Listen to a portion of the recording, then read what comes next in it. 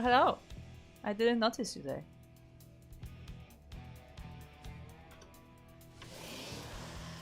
Okay, in all seriousness, I'm clicking through like a million windows trying to get to my scene switcher to work.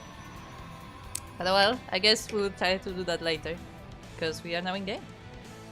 We have the first of our matches. It is round 1. It's actually the only round 1 match, the way the bracket has happened. And in the bottom left corner, play nice. We have the first of our players. It is from Finland, the Red Protoss, presenting Platinum Heroes. It's Cost Phoenix. And across the map, we have his opponent. It is the Blue Zerg player, which my memory says is from Austria, but I don't trust my memory, and especially not in the morning. It is cute.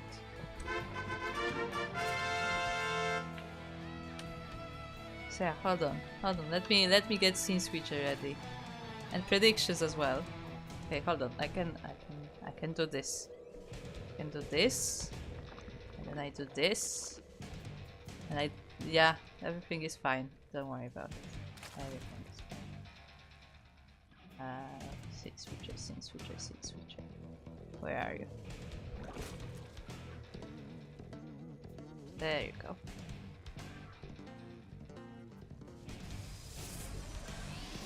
Fortunately, our players decided to be very safe and sick. This is a very interesting wall by Cost Phoenix. I don't think this wall is part of the standard guideline for Protoss, but hey. The pylon, of course, very vulnerable. Shield battery as well.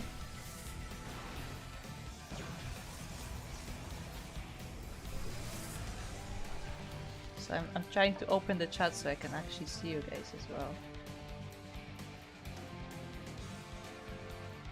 Yes, hello and welcome. I strayed into the tournament. Welcome to Duckling Open number 131. This is of course our monthly Diamond Tournament, currently up to 4.2k MMR.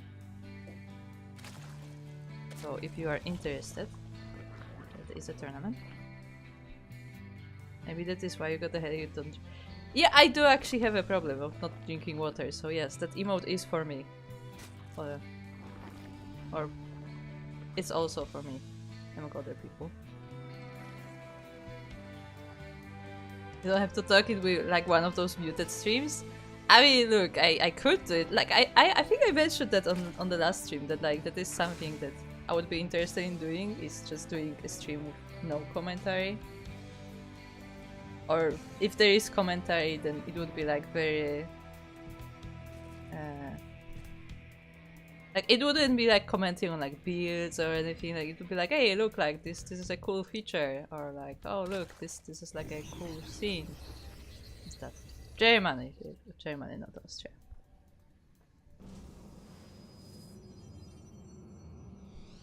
Who was from Austria? Beast is from Austria, right?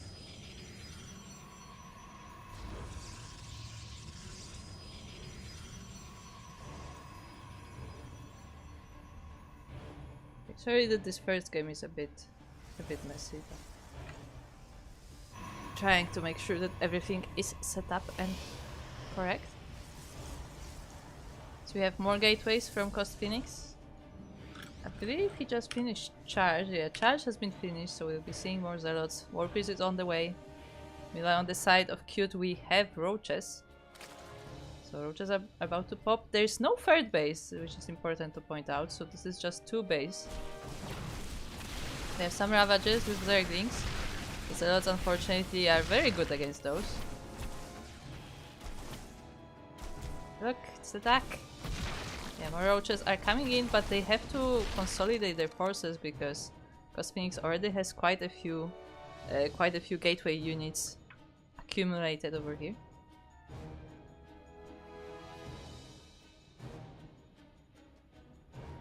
We'll be now going across the map.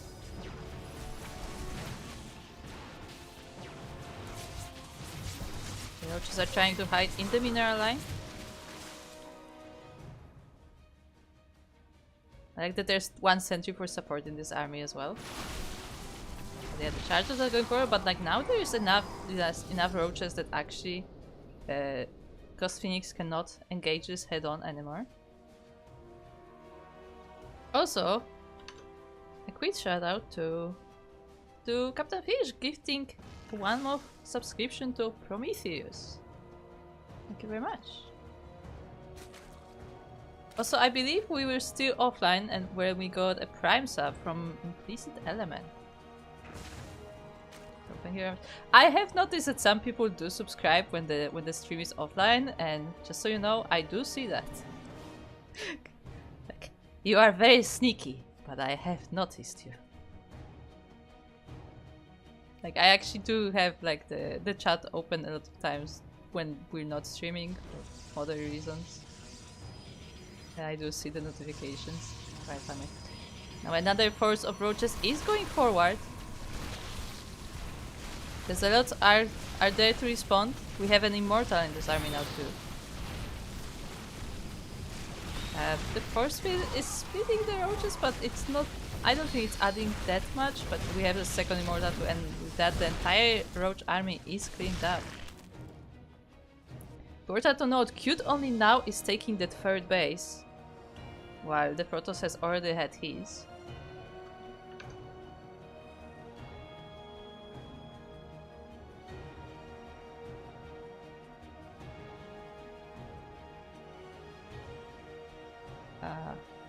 Oh, the chat, be careful.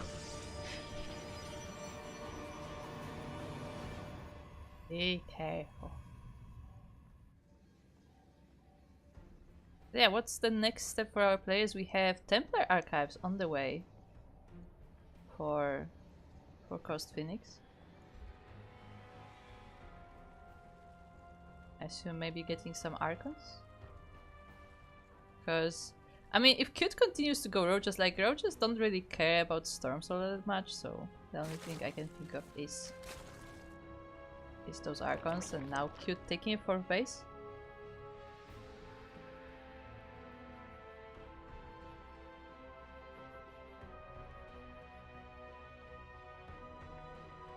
How do you like my name on challenge? Yeah, I saw. We will take a look at challenge right after this match.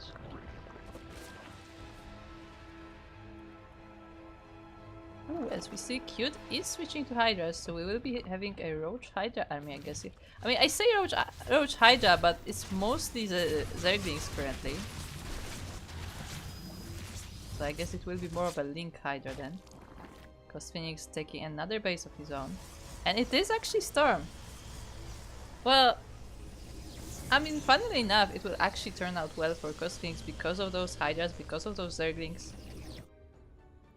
Both of those quite squishy units, so they are vulnerable to storms. The Warpriest is going back home, so that is the end of the harassment from those zealots.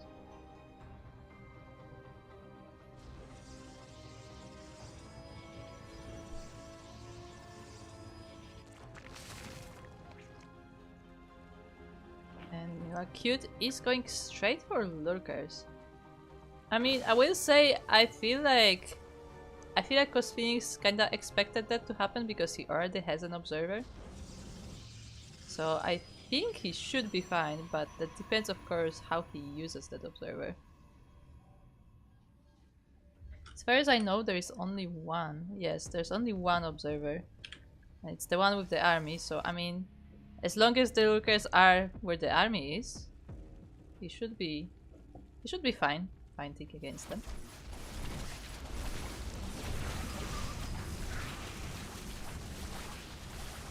But so far we don't have lurkers on the map yet, I don't think. Yeah, none of them have been morphed yet. Nice storms on almost the entire army of the Zerg. Mostly roaches though, the Hydras were able to move away, but there are so many charges here that it doesn't really matter. The entire base goes down together with all of the drones as well. The Immortals are pushing forward. There is some resistance from the Zerglings, but the reinforcements are not quite ready. More roaches are streaming in, but this is such an overwhelming army from the Protoss, and GG is called. Coast Phoenix will be taking game number 1.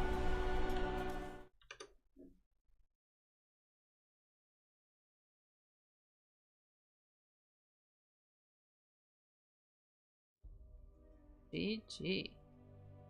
Oh, I see. I see casting 2 has also not woken up yet. 1 second. There you go.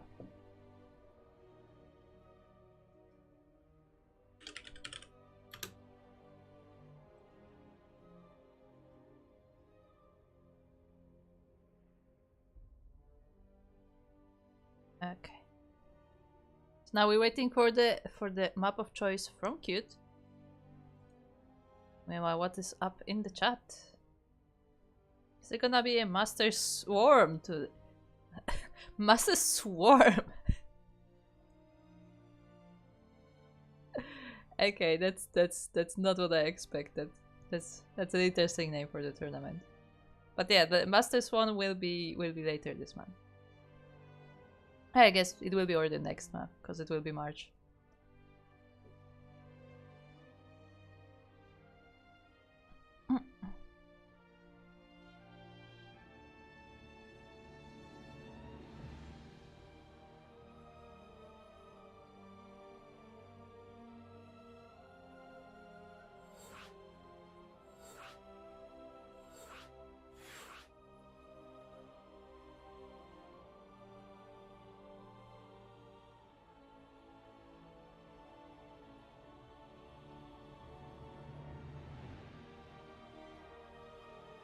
Yeah, for those who are confused about today's date, Master Swan Open, as far, if I remember well, is also on 22nd, but 22nd March.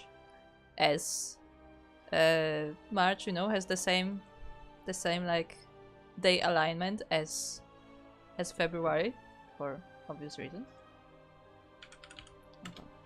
Players are actually waiting for me to say ready because I'm not the host. But yeah, so the next MSO is in March. It is in quite a few weeks away because, I mean, our regular schedule generally has SDO first in the month and then MSO second. But because there were so many delays on the beginning of the year, like the order got all kinds of messy.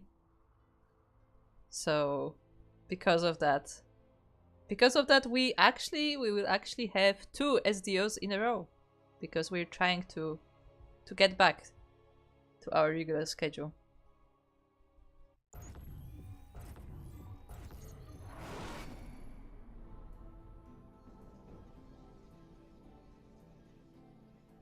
And welcome to Airhome, or Errorhome, or Rehome. I can't. It's just too funny to say. Steelmode, where are you? Steelmode would enjoy this.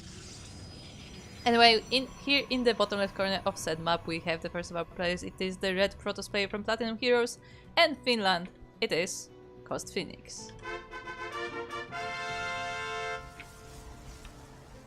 Meanwhile, across the map we have his opponent. It is the blue Zerg player from Germany. It is Cute.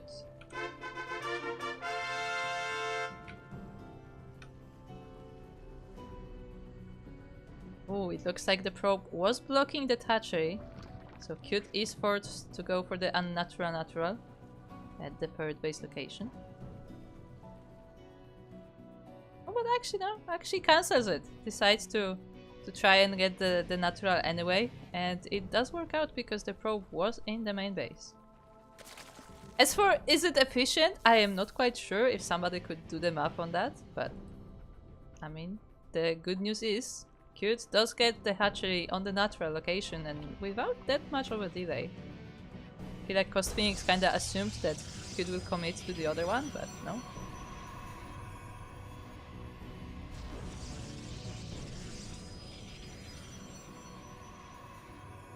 Hold on. I was trying to scroll the chat and I forgot that I cannot do that on this phone.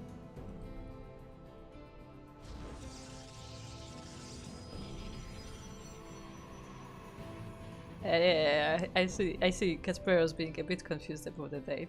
Yeah. It is 22nd March for MSO.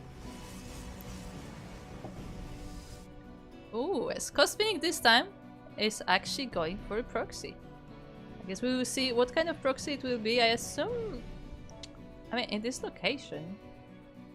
Probably like a gateway proxy, right? Maybe a robo? No, it is Stargate. I was thinking that maybe it will be a land proxy considering that it's very close to the base, but no, it is Stargate.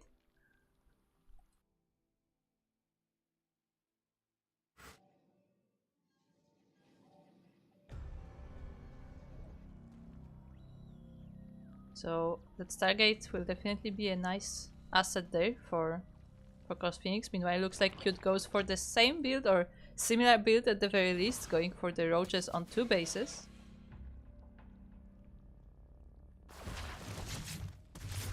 The Adept is scouting around, sees the Zerglings, but not much else. Maybe can see the few drones on the natural base, but I don't think that tells too much for Phoenix right now. First Oracle is on the way. The Zerglings are being distracted by the Adept and they're well surrounded actually. Oh, nicely done. I mean, slow links taking an Adept is pretty nice. Speed is almost done as well. That means Cute will have to focus on the defense, but that is really a distraction because now the Oracle flies in. There is a Queen here, but there are actually not that many drones, funnily enough. Still, 4 drones do go down, and the main base is now under attack, but there is a Sporter, there is a Queen, and that Oracle has taken some damage already, so Phoenix decides not to risk it. We have a second Oracle on the way, so there will be double Oracle harassment. Once again, there is no Spore in the natural base, there is no one in the main. But it doesn't look like Cute will be making more air defenses, not making more queens, just focusing on the roaches. And now that Phoenix has seen the roaches as well with his Oracle, he is getting ready. He's getting the robo, he's getting more gateways, so the ground army will be there to respond. Oh, now we have the Spore in the natural as well. The Oracle tries to dive in, but actually receives quite a lot of damage. Unless it was... No, this is the second Oracle. I was like, was it the first one? But no, this is the second Oracle. It also is able to scout that attack coming from Cute. Or did some damage on the Ravagers. Zerglings are pouring in. There are not that many ground units yet. The Immortal is still on the way and quite far actually.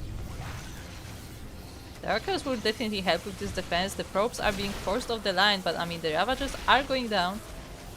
What about the roaches though? We have 3 Oracles now. The Zerglings are getting into the mineral line. The probes are falling. Looks like the Oracles will just barely deal with it with the spread, but I mean there's been some heavy losses for Phoenix. 7 probes down. The ground army, which was not very big, is gone. The Immortal is about to finish though. But what is Cute reinforcing with? Cute is reinforcing with Zerglings. And Zerglings will do pretty well against Immortals and Stalkers, but the Oracles are still there to help out, and the Oracles will be able to manage this. That said, the Oracles are pretty much out of the energy now, so they cannot defend for much longer. But Phoenix feels confident enough to take his third base. I mean, looks like so is Cute. Cute decides to stop on the offensive and expand instead. Still has a few roaches, but mostly focusing on the economy now.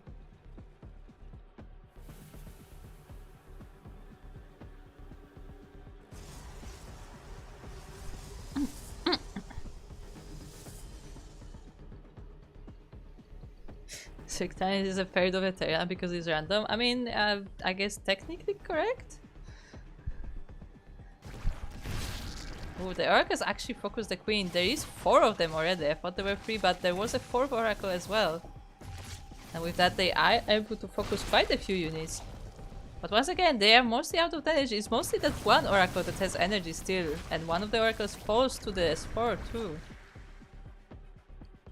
Even though there are 3 oracles here, only one of them is actually shooting. The rest of them is, I guess, more of a decoy. But now the ground army here is here as well.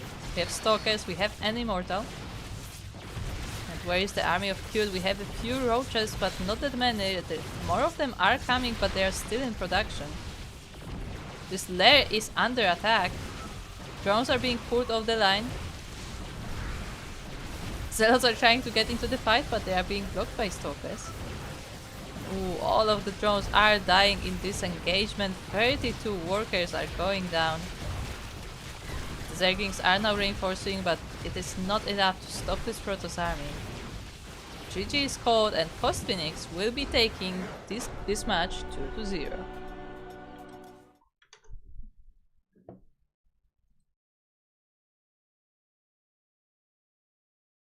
So very nicely done there by Cost Phoenix. Yeah, GG.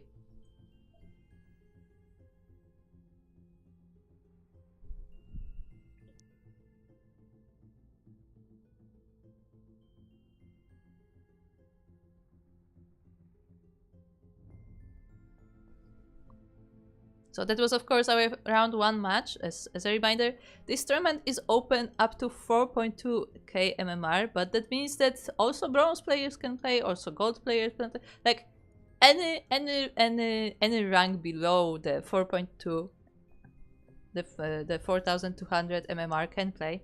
So we have a bit of a variety of players. I know that Cute is a little bit of a lower rank place. I think Cute may be gold, but I'm not sure. Cute is gold on N8, that's for sure, but I don't know if they're like platinum on Europe. I'm not quite sure. You would have to ask Light about that because he has the current statistics.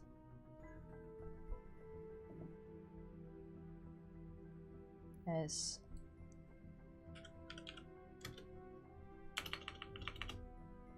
Okay, we will be going to Europe.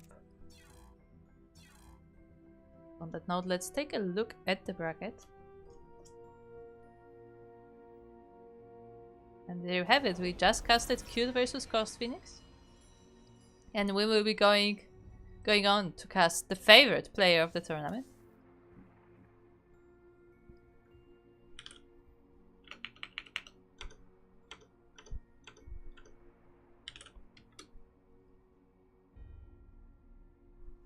Other than that, who do we have on the bracket? We have Probrush versus Radar. I think Probrush is... I feel like that's a name I have seen like long time ago. I don't remember if they have an alias. But yeah, that is an old nickname. We have Radar. We have Fist Serpent and Zergtanis, and Fist Serpent just took down Zergtanis 2-0. Is waiting in the semifinals. We also have Sugar Cold versus Genghis Khan. And that series is currently underway. But we have our series right here at the top of the bracket. We'll be of course playing on EU as it is an EU match.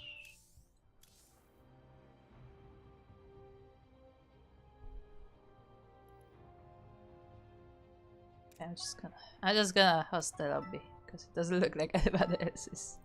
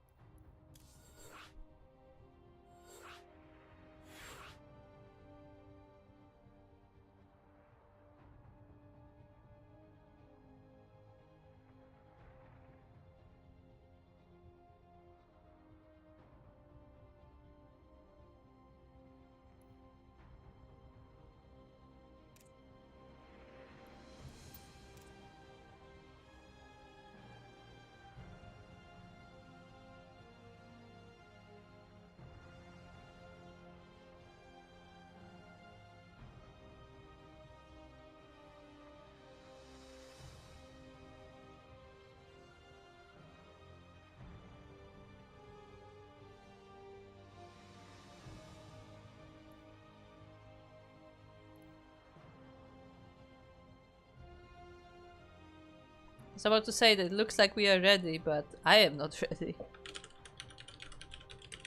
I have to set it up in the casting too. Come on. It's Cost Phoenix and Platinum Heroes versus Platinum Heroes, right? Yeah. It's double Platinum Heroes. So we have a bit of a team kill here. Ready, ready, ready. Okay. Yeah.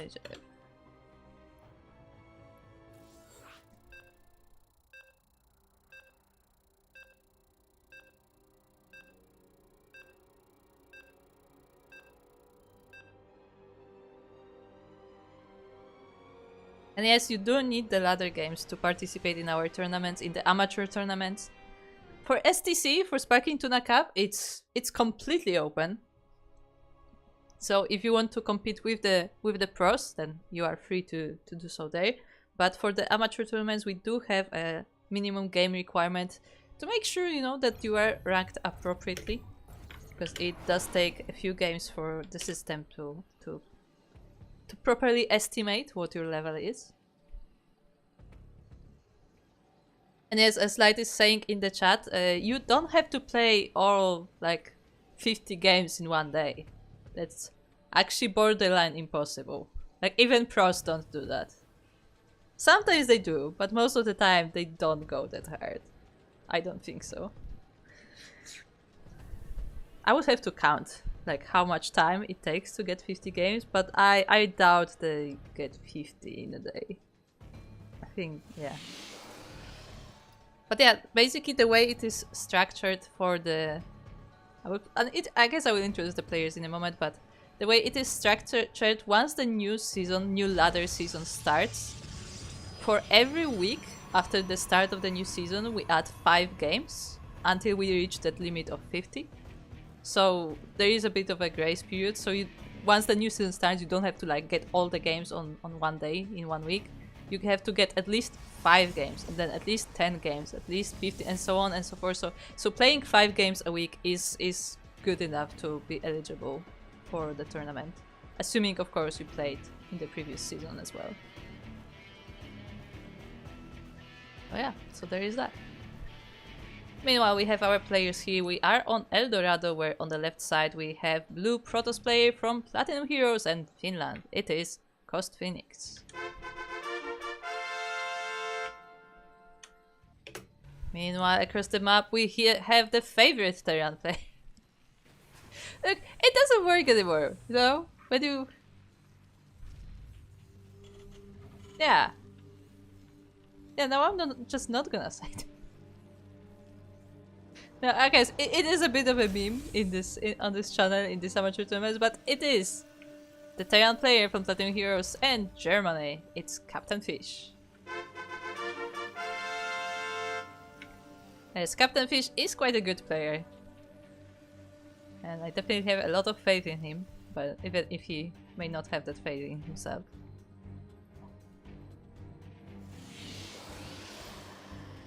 Going for an SCV scout here, taking a quick peek at the base of the Protoss, where we have 2 gates. Stalkers are coming out of those gates, so there will be a little bit of aggression from Cost Phoenix.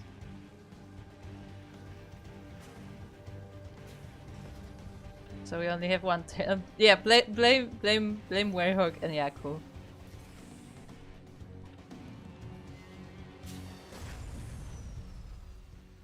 Blame Werehog and Yaku. I mean, to be fair, we have more players. Actually, hold on. What MMR is Jadov right now? It's above 4.2, right? Right? I don't actually know. But he must be. I think he's more of a Master Swamp player. A nice response here from Captain Fish as he committed to these Marauders, which will deal very nicely with the Stalkers. He's also working on the Cyclone upgrade. What is it called? Look, there's been a few iterations lately, and I do not remember which one that is.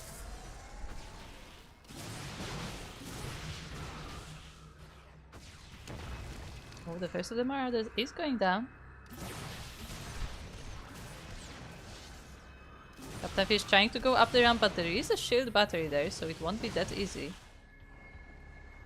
It was also just replenished by that Nexus ability as well.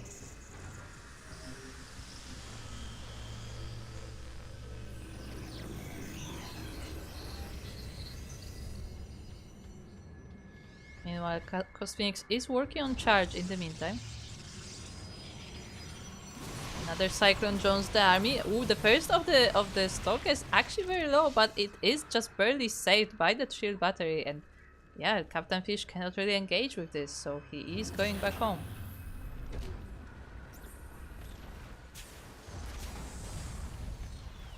And is this what I'm seeing? Captain Fish, is this what I'm seeing? Are we going mech? Against Protoss, no less.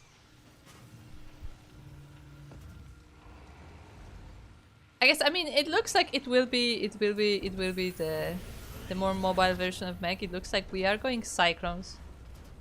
Of course. I mean, a lot of Terran players, including the professional ones, are very fond of Cyclones, so it's definitely a solid choice.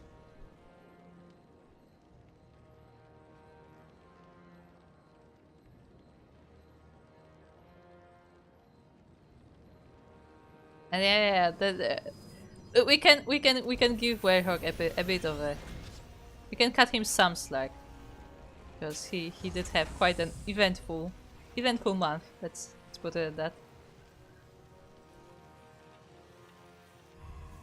But next week though, or like next tournament, I believe the next Duckling Open is actually in 2 weeks. So again, because our schedules were adjusted so many times, like the order of tournaments have changed quite a bit, and I think it is in 2 weeks. We have to double check on the calendar, but I'm pretty sure that's what it is. Looks like Phoenix is trying to consolidate his army here below this mineral wall. He does not have a worker to mine it out though, and I guess he was mostly checking if maybe Captain Fish has mined it out too. Ooh, but this Cybercore is actually going down very quickly. Phoenix was not there to respond, and the Cyclones just focused it down. He's not remaking it.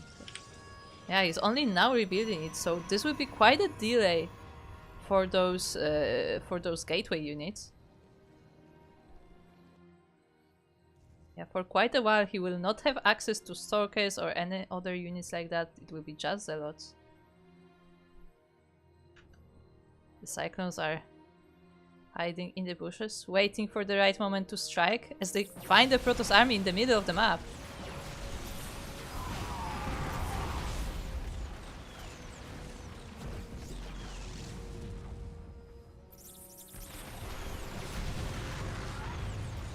Cyclones, of course, are able to kite those Zealots quite efficiently, and the Stalkers have gone down as well.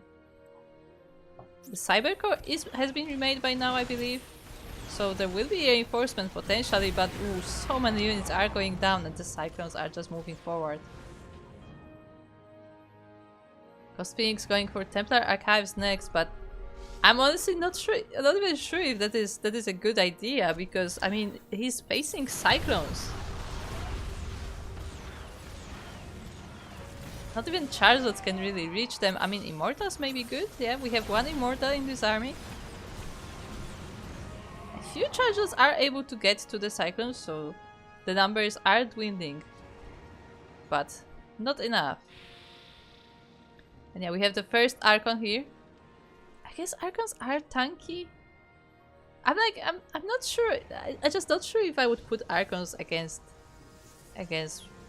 mechanical units, because Archons are more of like, you know, they have more AoE kind of damage, so like versus like Marines and stuff, they might be good. But yeah, the Cyclones are just kiting the Protoss army as it's going up and down the ramp. The shield battery is actually depleted on this side.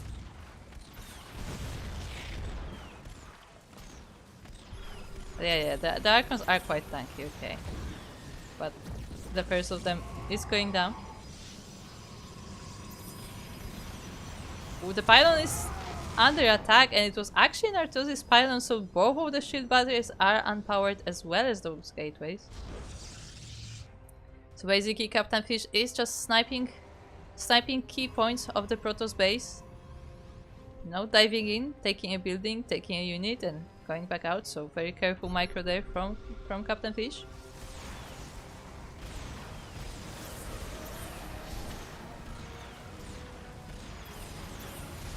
Gateway is actually being damaged as well. Looks like it may be going down, so there will be less reinforcements from Coast Phoenix. The Chargers once again are moving into the army, but Captain Fish is able to kite them back and manages to escape without too many losses to the Cyclones. Cyclones are faster than Charge. I mean, I'd believe that, yeah. As we can see, they're pretty fast. Oh my god. Good old Cyclones. How have we missed them? Because those are the old Cyclones that are new Cyclones, because they're old Cyclones that are new.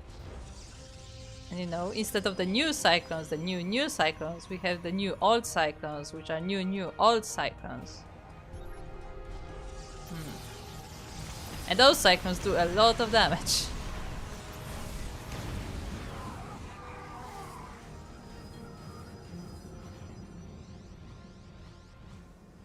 But then now we have quite a few Archons in this army. I mean, I would say that they're helping, but I mean, they struggle to reach the Cyclones as they are constantly kiting the Protoss. Let's say it looks like Captain Fish decides to go home, decides to regroup. I mean, he has quite an army.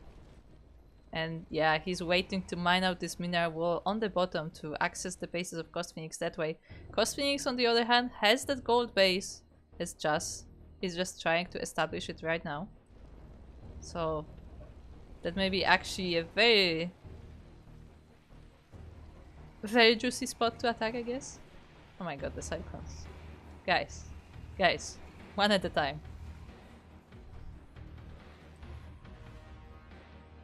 Yeah, I don't know if you can see it. Just barely he spots it, but he goes forward, he goes towards the bases of Coast Phoenix. And yeah, we'll be focusing both Nexus actually. So the gold will be going down, and so will this bird base most likely. The Protoss army is here to respawn, but the Nexus falls down regardless, as the Cyclones have quite a bit of range. The Archons are being kited back. They are not fast enough to keep up with this army. Yeah, well, the Chargelots at least were able to get to the army. Like, Archons are really struggling to get any shots going off.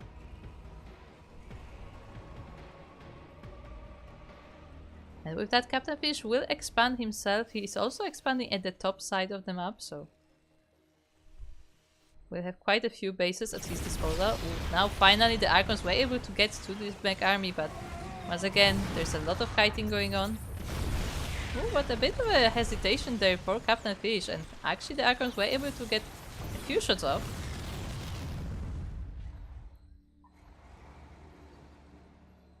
New old Cyclones, yes, from 3 patches ago, exactly. Thank you for explaining. You're welcome. I'm sure everybody is caught up now.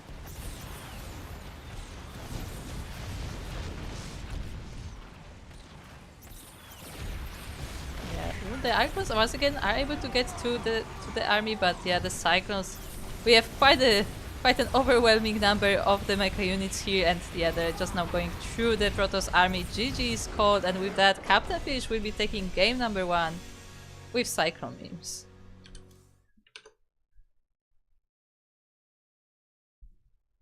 I also forgot predictions. Psionic Storm would be helpful. Yeah, potentially. I'm not quite sure how vulnerable Cyclones are to Storm. But yeah, maybe.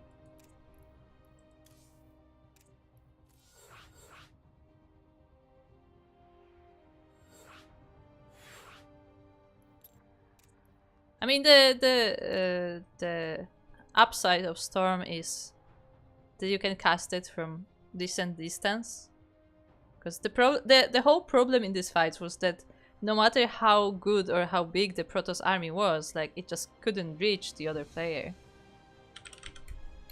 Like, it was always too far away to actually do any damage to the Cyclones.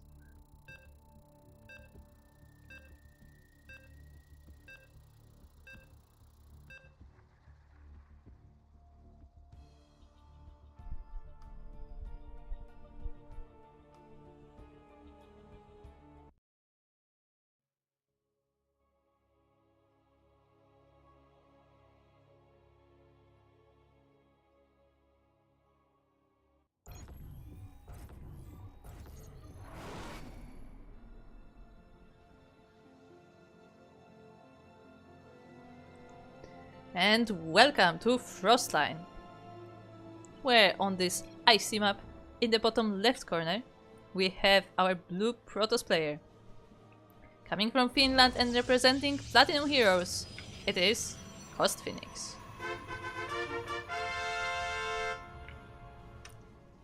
And across the map we have his opponent and teammate. It is the red Terran player from Germany, it's Captain Fish.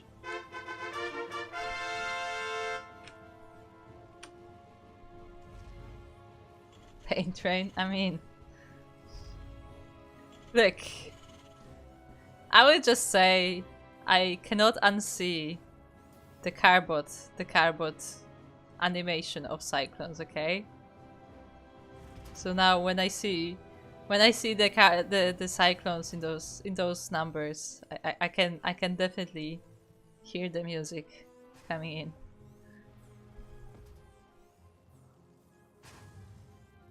Maybe force fields? Maybe, I mean, you could split the army and then like you could while part of the army is escaping, you can catch up with the part that you divided. Yeah, I could see force fields helping, maybe. I mean, the question is in numbers, right? Like you would have to have those force fields where the army is still small. Because once the army is just too big, like, I mean, the force fields won't really help you. It's like at some point, like, just the number of Cyclones snowballs a bit too much. But when you're still like more even, yeah, I could see force fields helping.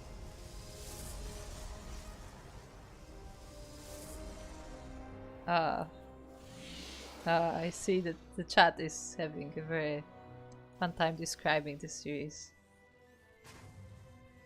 It forces to block and disruptors. Yeah, that sounds like the way to go. If you can get to disruptors, because we saw that Cost Phoenix did have immortals but didn't go into those disruptors. Opted for the Archons instead, but yeah, the disruptors probably would be better in this case. Although after the damage nerf on the Nova, how much damage does it do to Cyclones? I don't think I've seen Protoss versus Mech quite yet on the newer patch. But yeah, once again, Captain Fish going for Marauders, so very similar to last game. Cost Phoenix is scouting with a Phoenix. Oh, we should have a match of Cost Phoenix versus Night Phoenix. Oh, that sounds like torture for the casters. But yeah, it is those Magfield Cyclones once again. This time though, Phoenix is scouting it ahead of time. So he is fully aware that is coming. I mean, I say fully aware, I mean, to be fair, he does not know what exactly is coming out of this, but when you see this factory with research already going on, you can probably assume it will be Cyclones again.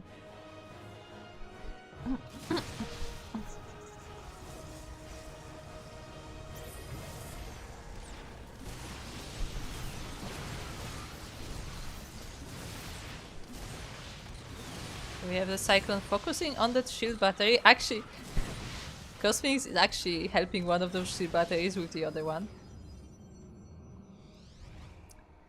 The downside is it does deplete the other shield batteries, so until he has the recharge available, it won't really be helpful. Ooh, and this time we have a Stargate, we have Void Rays coming here for defense. I mean, Void Rays could help, although once again, they're not the fastest units, but they have the range. So the range will definitely be very helpful here.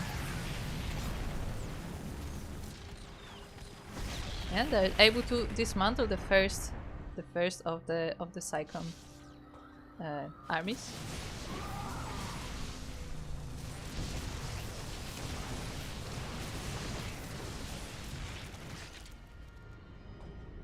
Of course, Captain Fish is committing to those Cyclones. He is making more factories. Macfield has already finished, so that will definitely be on the way. However, this time, Coast Phoenix got that Stargate and he already has a fleet beacon.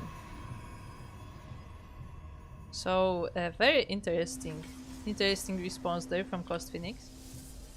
However, we have to keep in mind he only has one Stargate, so this will not be a committed Stargate army. This will not be a Golden Armada. But he is going for a mothership.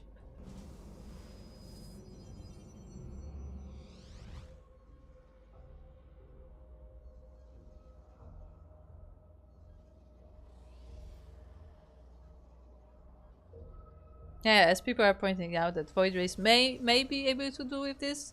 It's more that the Void Rays have to catch up with the Cyclones. Like the kiting is a bit of a problem in this case.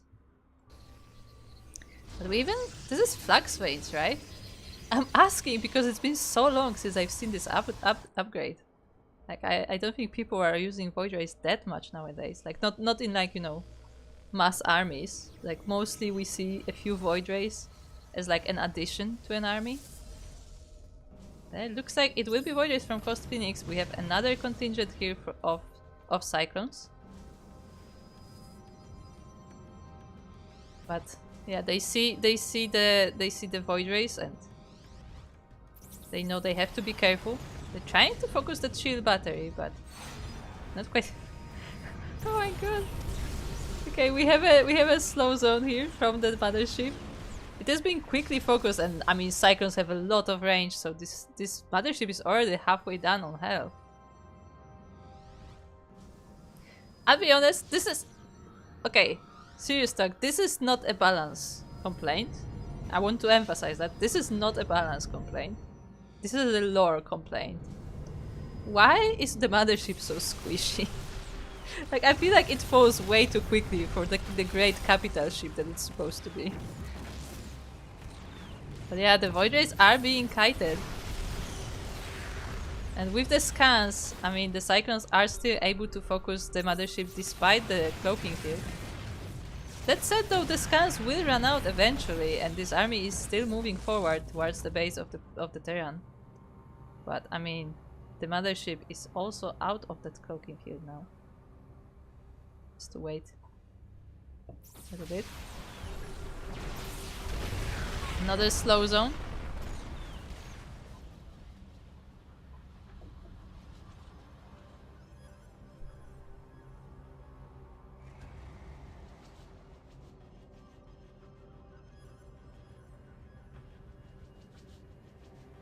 And yeah, it looks like both of our players just, you know, trying each other's forces. Coast Phoenix finally chased Captain Fish away, so he has the time to take that third base, but there are more Cyclone reinforcements coming, and we see in the background Coast Phoenix is switching to carriers.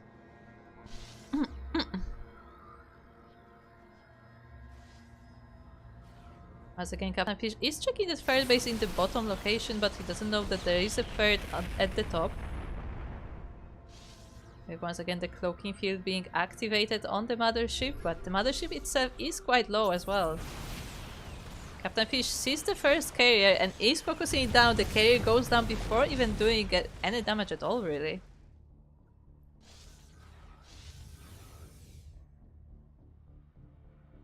In the meantime, Captain Fish has just set up his third base. Just starting to saturate it, to add workers there.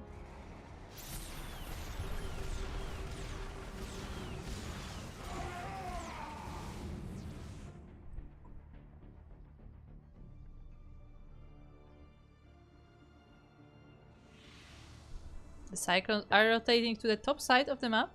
And yeah, we'll be seeing this herd base here. We'll be focusing the Nexus, I assume, and just look how quickly this Nexus may be falling. The Protoss army is rotating around, but yeah, it's not fast enough to save this Nexus. 2 more Stargates added from Coast Phoenix. We are fully switching to the Golden Armada, to the Protoss Air. And while Captain Fish opening some paths for attack. I mean, he has to do so because he will be against air units, so he needs all the mobility he can get.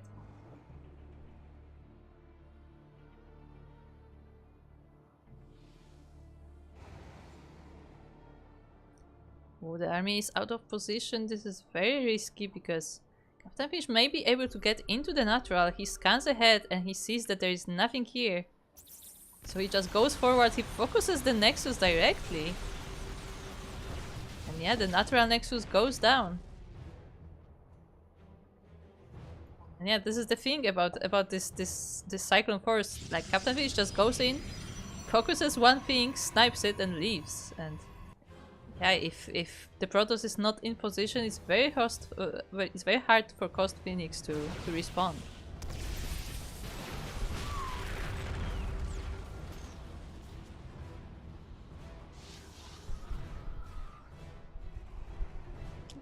Is impressed. Yeah, I mean, I definitely think Coast Phoenix is trying to find the best response to this strategy, and I mean, it's already going much better than the last game. But unfortunately, the mothership does go down. We have 3 carriers now, though. And the carriers are actually able to take down some Cyclones. They already have full interceptors, at least 2 of them. The 2 new carriers are already building up theirs as well, and yeah, we'll see this very well, maybe a response here. But the Cyclones once again rotate to the top side of the map, and this third base is in danger. It's just barely in the range, but it's enough to snipe the Nexus.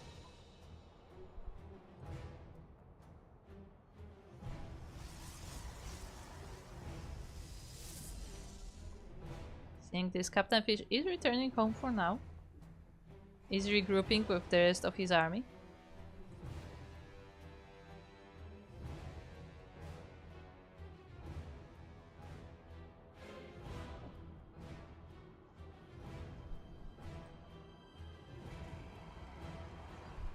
I was thinking, like, taking a quick look if Captain Fish may be adding some variety to this army, but no, it's just Cyclones for days.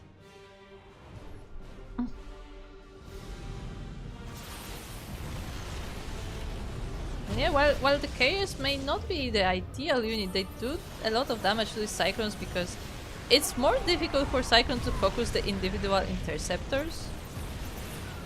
Like, the only way they have of dealing with this is focusing the carriers directly, and for that they do have to dive in.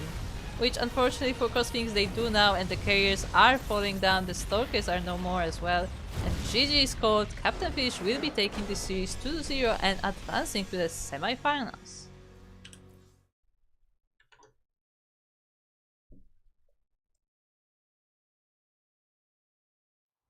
GG. I mean, very nicely done from Coast Phoenix, like, you know, trying different units, trying different counters to figure out what may be good against this army. Because again, like, this is not like super common thing to see against Protoss, so it's completely, like, you know, it's normal to not exactly be sure what may be good against this kind of composition, and Coast Phoenix was exploring quite a few options, and again, the game number 2 was definitely going much better for him. So yeah, GG. With that, let's take a quick look at our bracket, as it looks like we have both of our semi-finals already ready. Let me ask quickly which one we will be casting first. As a reminder, both semi-finals will be covered on stream.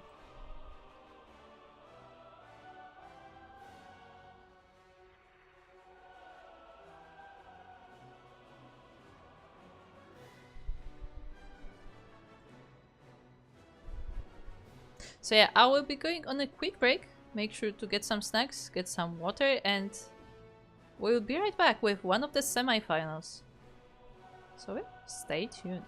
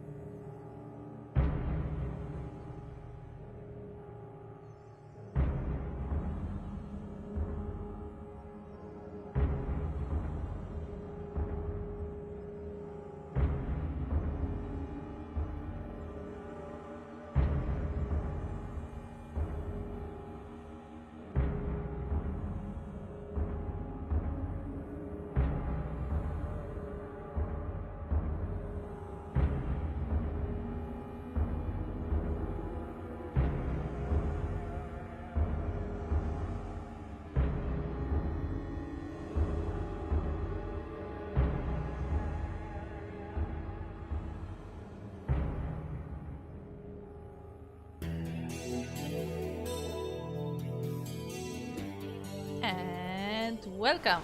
Welcome to Duckling Open number 131. This is our monthly Diamond Tournament up to 4.2k MMR. We are of course here in the semi-finals and I will soon introduce the players. Quick note, the predictions will soon be closing. I will try to open them in like a few seconds as we do have a delay on stream. And we are on Ultra Low. The first map of our semi-finals, where in the bottom left corner we have the first of our players. It is the blue or teal Zerg player. I still call it light blue. This is not teal. I don't care what you say, this is not teal. Anyway, it is our Zerg player from Latvia. It's Sugarcooled. And across the map we have the red Protoss player representing Canada but living in Australia. It is Fist Serpent. And oh boy, are we starting spicy. This is Frigate Proxy. Assume Proxy Zealot, right? I mean, there's no gas, no nothing, so yeah. 4-gate Zealot. Let's go. That's definitely a way to start semifinals.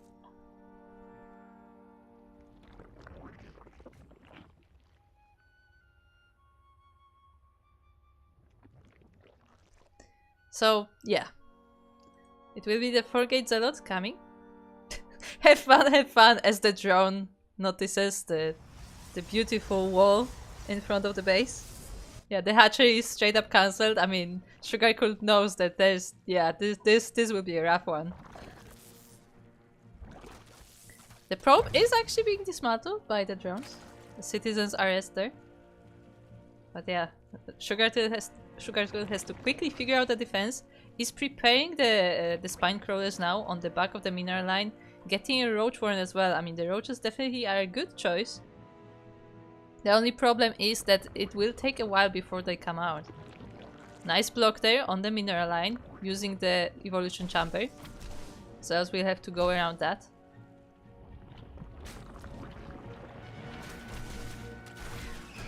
First Ducklings pop out and they're able to do some damage on the Zealots, but only on the shields. The drones are forced to fight here. Finally, the spine crawlers do pop out and they're in perfect timing. The drones are able to hide here and I don't think a single drone fell down. Yeah, not a single drone dead. Sugarcooled is secure for now.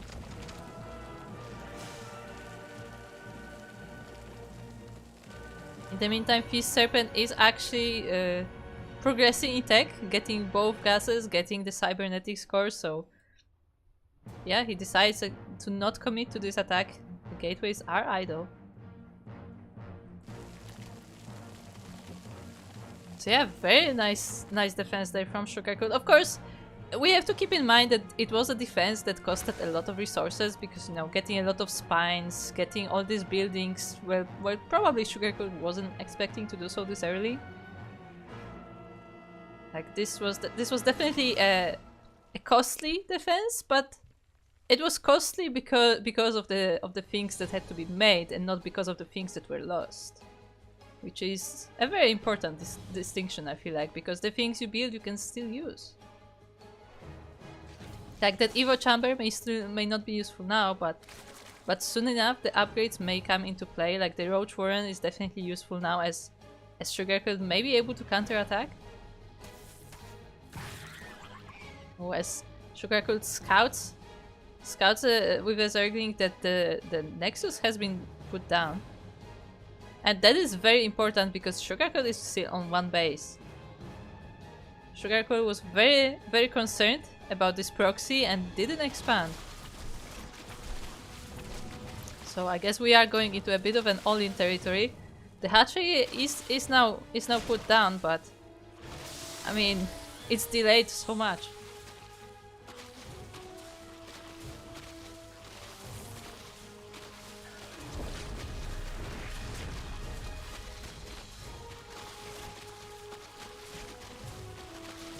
The proxy has now been denied, but what about across the map? We have five probes going down as the Nexus is under attack by the Zerglings.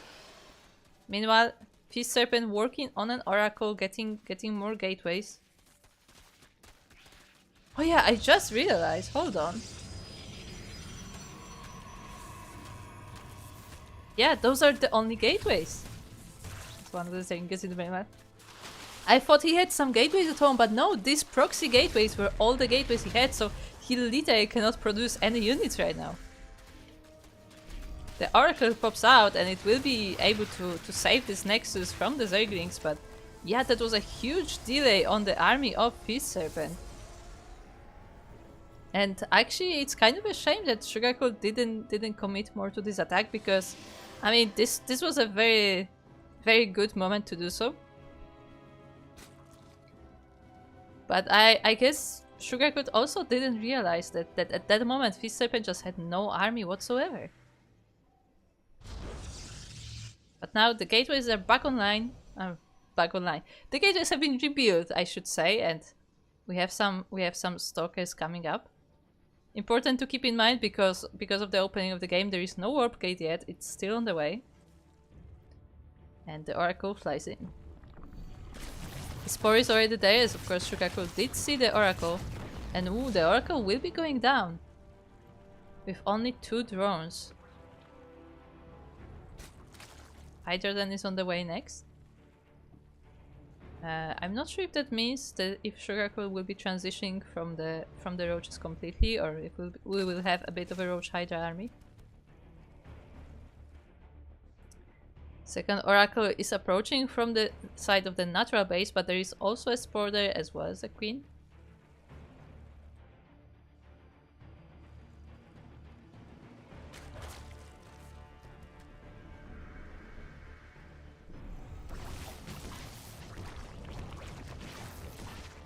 Queen actually moved out at the wrong point as it was trying to make a tumor, so the Oracle was able to escape with its life, but still quite damaged already. So what is the plan next for Fist Serpent, I'm curious. Because of course Sugarcoat is working on those Hydras, but Fist Serpent, the Stargate is idle for now. He has made quite a few Stalkers. The Stalkers of course don't have a blink or anything, as we don't have Twilight Council. So yeah, I guess for now just focusing on the economy, getting a robo that will definitely be helpful against the Zerg army. Sugarcoat has now the time to take the third, getting all the upgrades as well.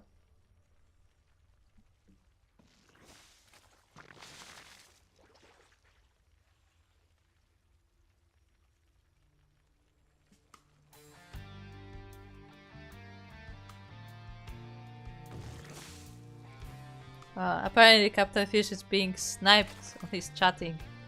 Oh no.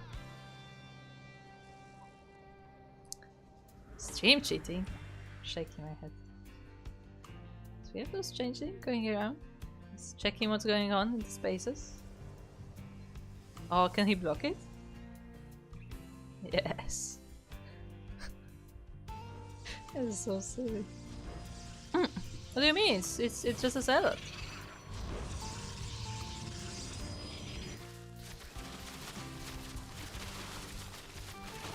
Sugarcoat taking down the tower, protecting the base from the frontal attack of the Protoss.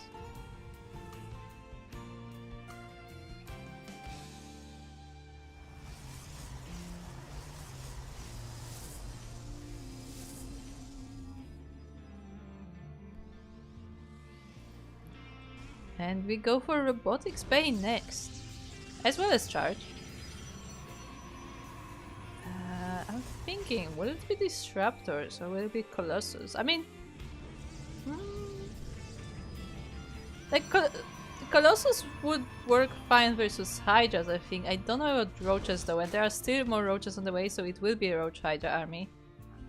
So I almost want to say that Disruptors may be a better choice, but that depends. It also depends very much on the control of Fist Serpent, of course. Sorry, I mean, Disruptors are definitely a very, like... Do I want to say control intensive? But basically, like, a lot of the utility of Disruptors depends on how good the control of the owner is. And yeah, Fist Serpent is opting for the Colossus instead.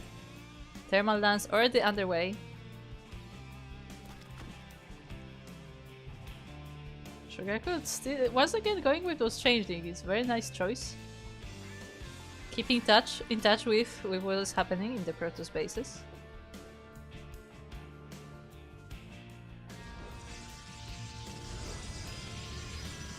It looks like Sugarcoat maybe scout this Colossus coming, but actually doesn't look at it.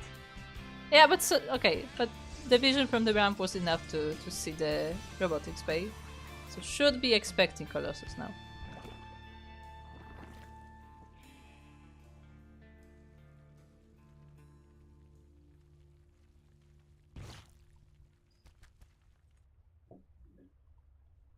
Ah, the attack. Looks so nice in this blue shade. Very nice. Yeah, now it's time. The Roach Hydra army is going forward straight into the natural, it looks like. The entire base of the Protoss is, or the entire army of the Protoss is in the third base. As it has to rotate here to the natural. At the same time we have some harassment going across the map, but yeah, we have a main fight going here. The Void Raiders go down, the Colossus is helping here. But we have more Roach Hydra reinforcements coming from across the map, and it's actually sandwiching the Protoss army. The entire ground army of the Protoss is going down. The Oracle flies in directly into the Hydras. And as all of this is happening, the Havoc is still continuing in the natural base. The Nexus goes down together with all of the probes. Another Colossus pops out, but it's being trapped here in the main base. And the Hydras are able to reach it even despite the kiting.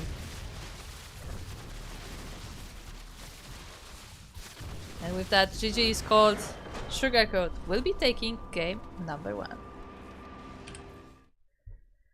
Do you know what I just realized? Do you know what I just realized? I did not start the predictions, did I?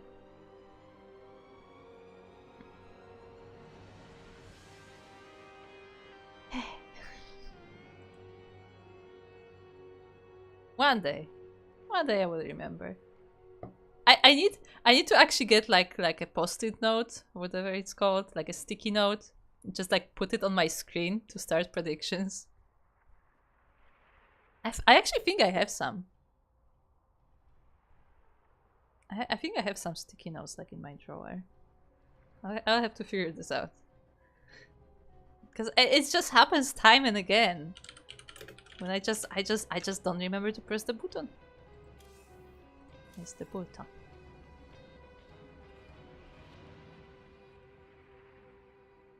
I know it's called button. Look.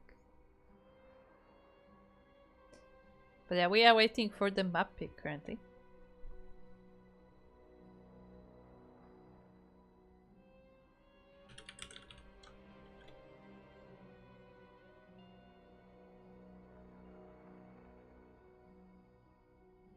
Chat is asking, will there be a Duckling Open on the 8th? And yes, as far as we know right now, I will put that disclaimer. As far as we know right now, there will be a Duckling Open on the 8th of March.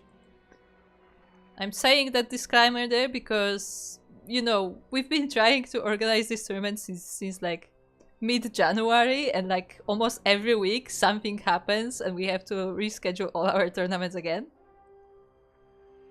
But if nothing changes, the next Duckling Open is in just 2 weeks on 8th March, as we are, once again, we are resetting that schedule of having Duckling Open first before MSO.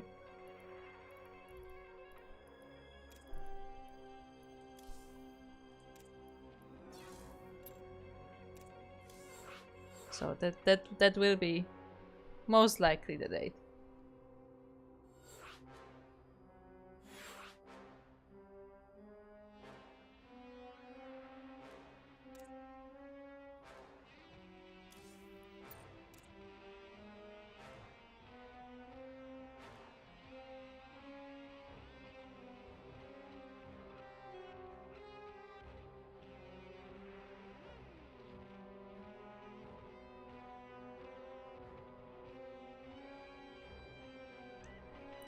We have our map picked out, the lobby is set up, and as soon as the players are ready, we will be starting.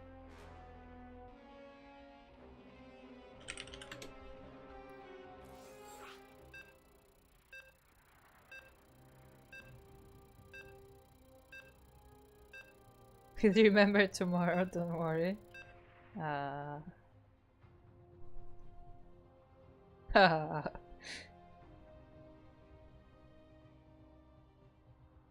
to automate it. That's the thing, Warhawk, though. Like, like most of the automated things only work on like ladder streams. But because like tournament production is very different to that, it's very difficult to get things automated.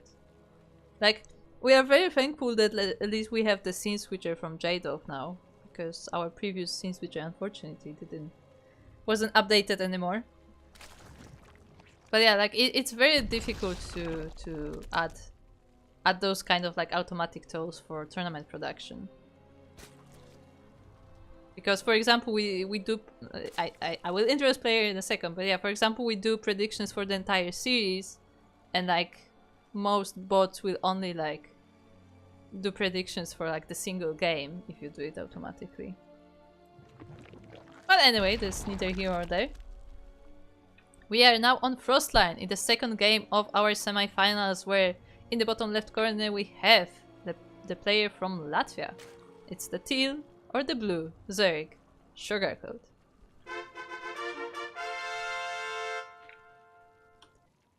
Meanwhile, across the map we have their opponent is the red Protoss player, representing Canada but from Australia. Or living in Australia, I guess. It is Fist Serpent.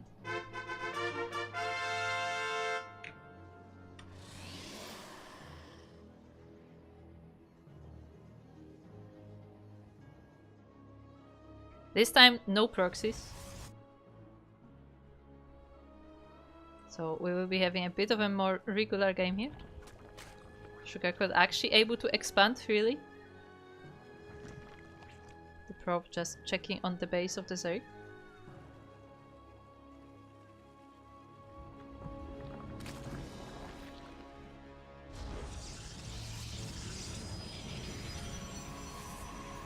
Is Serpent actually opting for the wall on the high ground in the main base? I mean, to be fair, this is a very wide opening to make a wall in, so fair enough.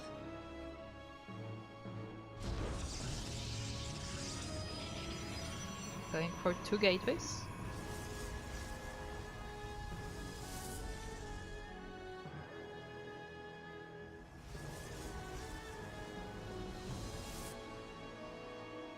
Yeah, we have the first Zerglings on the way, but they will be just defensive links. It doesn't look like Sugarcoat wants to even use them for scouting at this point.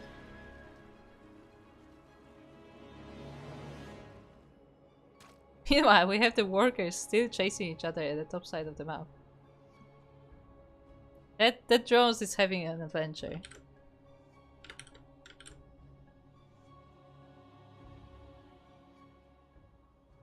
Okay, 1 second.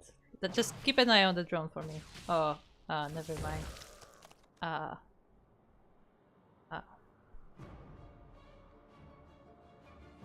How sad. Anyway, I guess the probe is now free to resume the scouting. We have a third base from the Zerg. And we have a Stargate from the Protoss.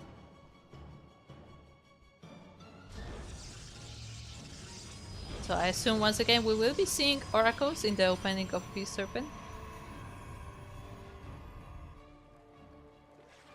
Meanwhile, what is Sugarcoat planning? Like, so far only working on the economy, expanding, making drones, made those first links, and that is pretty much it. Oh, okay, made a few more.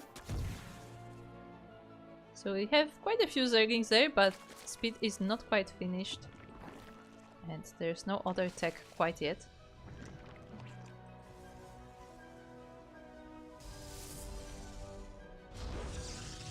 Robo on the way for Fist Serpent. The first Oracle is about to finish and it will be going straight across the map. But Sugarcoat already is making spores. Getting ready for those Oracles. Not skipping any defenses. Every base has its own spore. And the lair is on the way. The Scouting Phoenix as well. The hallucination.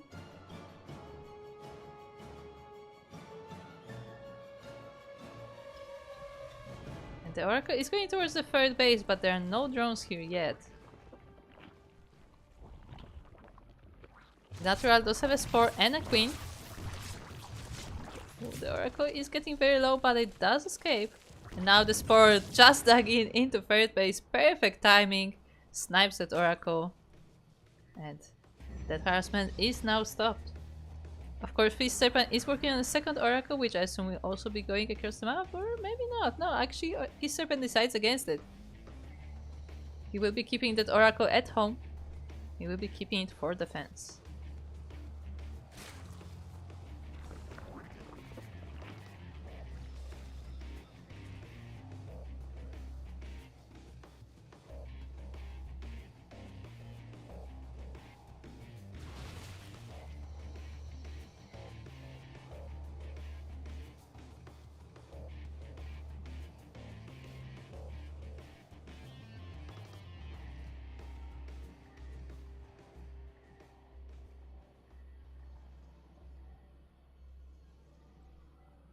Protoss going for the third base. Robobay once again on the way, so I assume once again we will see Colossus in this army.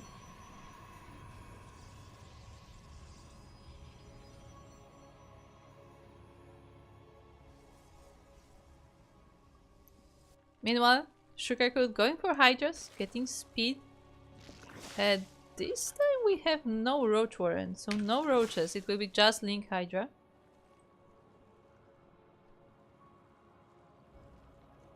It's safe to assume that there may be lurkers later down the line, but for now focusing on the Hydras themselves.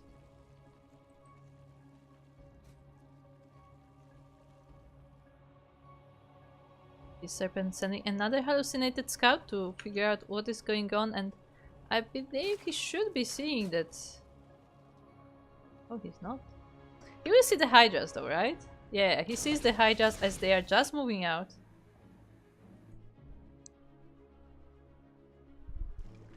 So he is aware of that coming, but does he have an army to contend with this?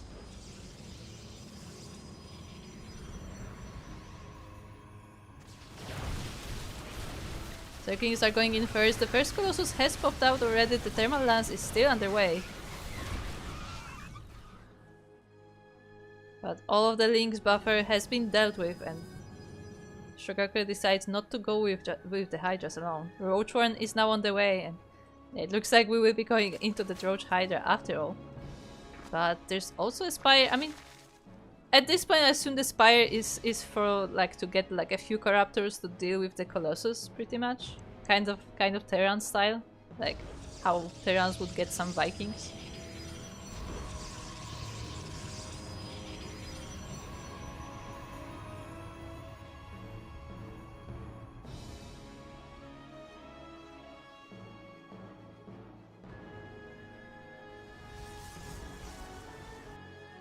More Colossus. 4 Fist Serpent. Already has 2 in this army.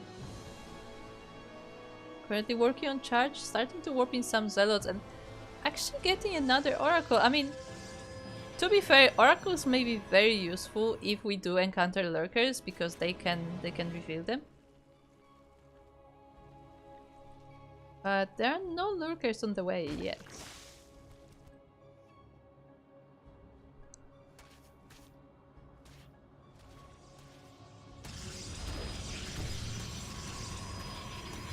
Once Zergling nicely denying the 4th Nexus for the Protoss. So alerting Sugarcoat to that happening.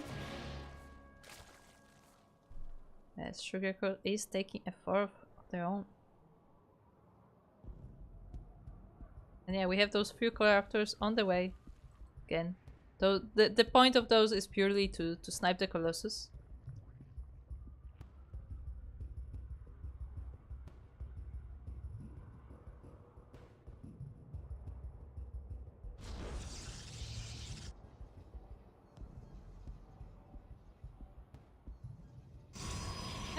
I guess since we are currently just, you know, building up, making those armies, getting all the upgrades.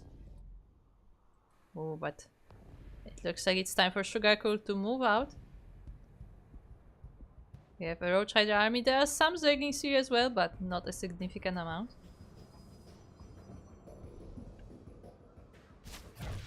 Well, has to be careful to not be caught from the back, and yeah, the Corruptors are going straight for the Colossus, but I mean, I don't think there's actually enough firepower to take them down. Like, the Colossus are starting to fall, but so is the entire Zerg army. It looks like just barely that is enough though, and yeah, the Hydras are able to overpower the ground forces. There's still a few roaches here coming from the reinforcements, but it's mostly a Hydra army. Now we're getting more roaches. The few Zealots were trying to help out here with the defense, but they are not able to. What does Peace Serpent still have? He has another Colossus. He's warping in Stalkers. But the Corruptors are still there and they are able to focus the Colossus fairly easily. It does still do quite a lot of damage, but the ground army is just simply not there. And with that, GG is called. Sugarcoat will be taking down this series 2-0 and moving straight to the finals. GG. Nicely done there by Sugarcoat.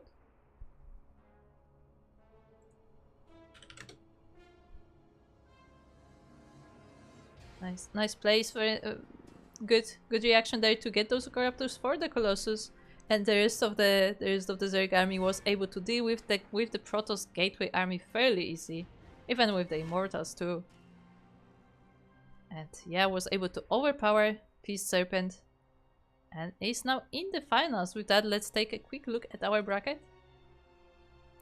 Of course, we now have Sugarcoat waiting in those finals, and now it's time for our other match. Our other semis. And it is Captain Fish versus Tassadar. That's what the alias was.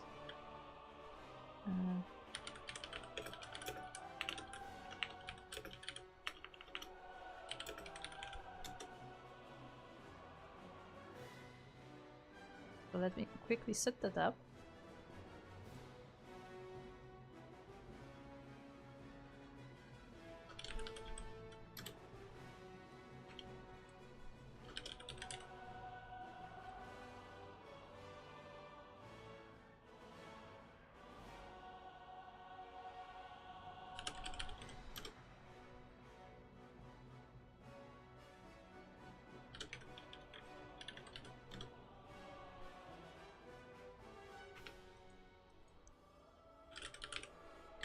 Looks like our players still need a moment. I mean, very likely watching the stream, and we do have 2-minute delay, so do keep that in mind. So I guess we will be going on a short break, and as soon as we have our match ready, we will be back with the second semifinals of Duckling Open. See you then.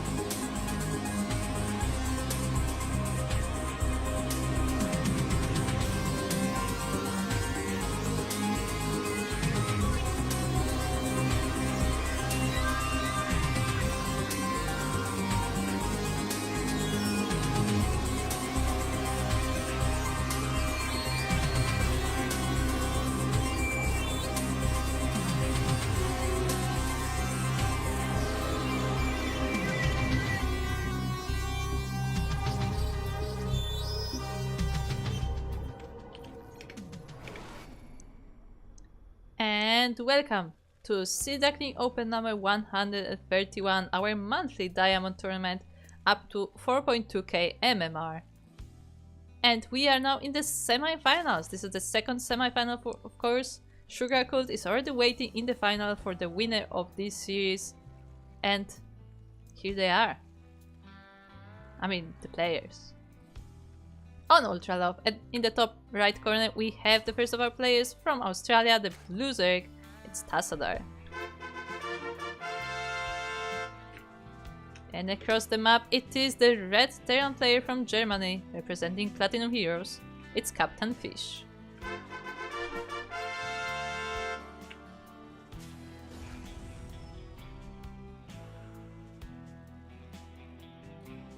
Also, yes, I'm sure Aistan and a lot of others will appreciate, Tassadar is Zerg. You heard it right.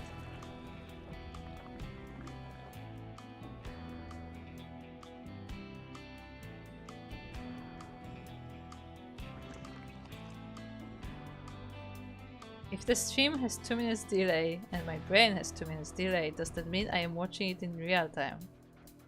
Still mode. Stick. I think you have been spending too much time with Yaku. Okay? That is a Yakuism, if I've ever seen one.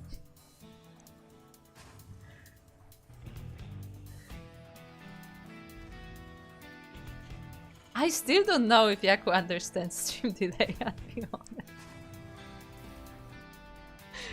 Oh, I spent so much time trying to explain it.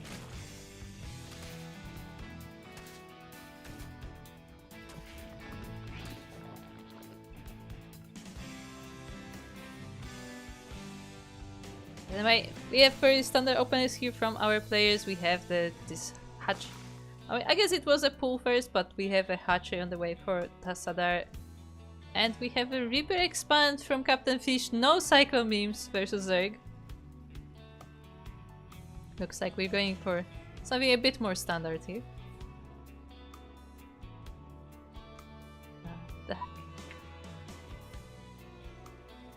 So they're going for that safety baiting nest there.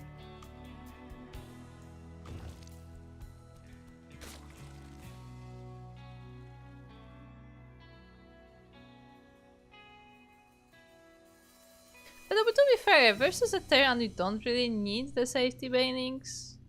It's more like if you scout that they are going bio, that is when you do that. But still, I guess doesn't hurt to have that.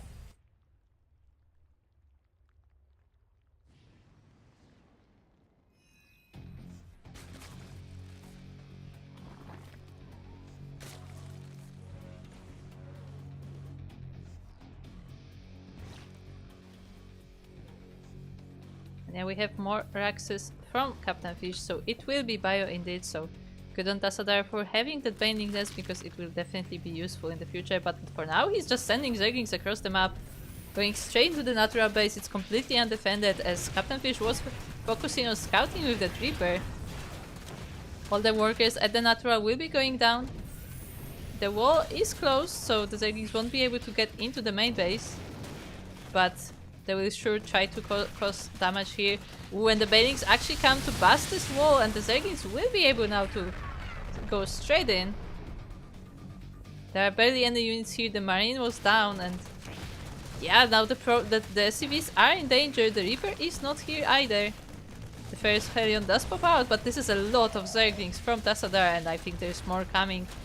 He's just pressing the Z key there. And yeah, this is a Bane Bust. Just straight up Bane Bust. Even morphing Banelings right here on top of the army, or on top of the SCVs. And just like that, GG is called.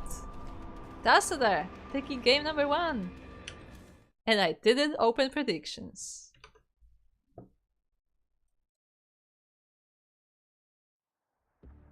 You know what? I'm doing it now. Where's my buttons? I don't care.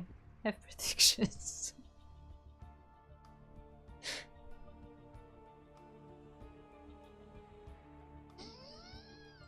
I am so mad at myself. Because I was sitting there in game, and I was like, I am forgetting something. I think there was something I was supposed to do. Can anyone remember what it was? I think, yeah, like I should be doing something right now. And that's it. My brain just stopped there. Didn't follow up.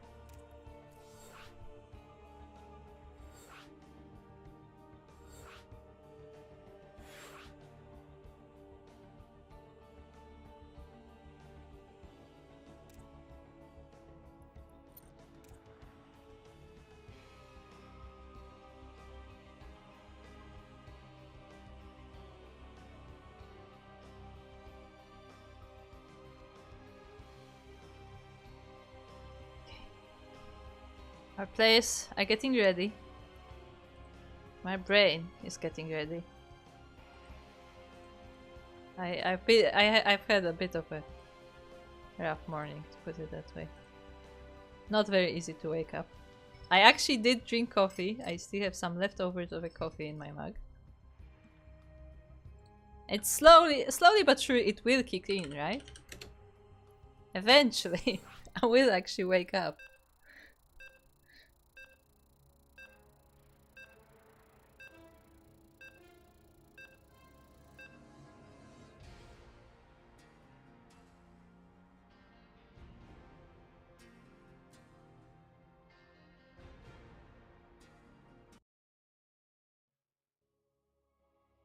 Anyway, we are getting ready for game number 2 of the semi-finals of Duckling Open number 131. And we are now on lane lines, where in the top right corner we have the blue Zerg player. Representing himself and Australia, it's Tassadar.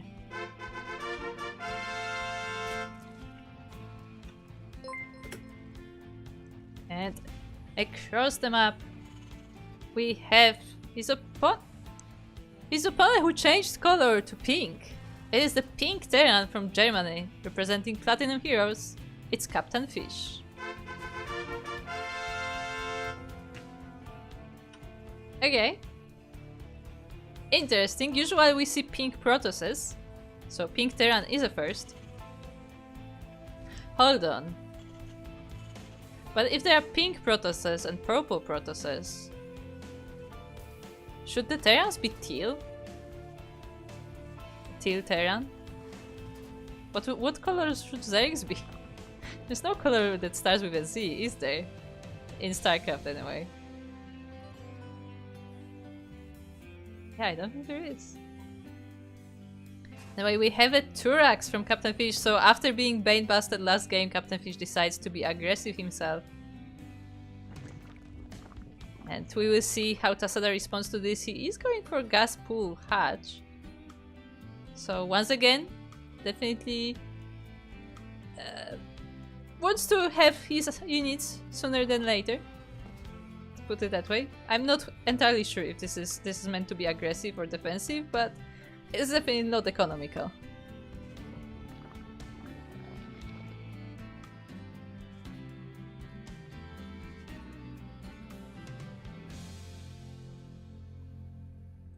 So the first Reapers are popping out. SCV is scouting across the map. We of course see that hatchery. Zerglings are already in production. No speed yet, as Tassadar only just got gas for it. Just got gas for it.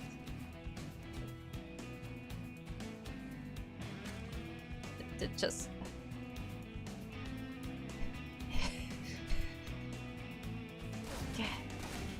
But yeah, we have the first of our Reapers across the map.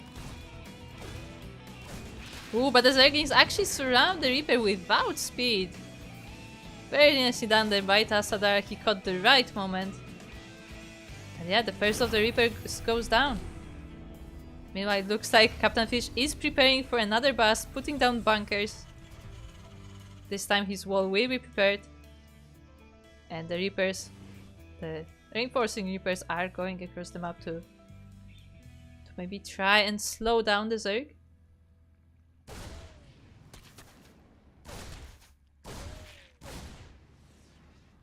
So now just dancing with the Zerglings. As a reminder, once again, the Zerglings do not have speed yet, so the Reapers can definitely contest with that, but have to be careful not to be caught out. And yeah, Captain Fish can see how many Zerglings there are, and that is quite a lot. And it doesn't look like Tassadar is planning to stop anytime soon. Ooh, another Reaper gets surrounded.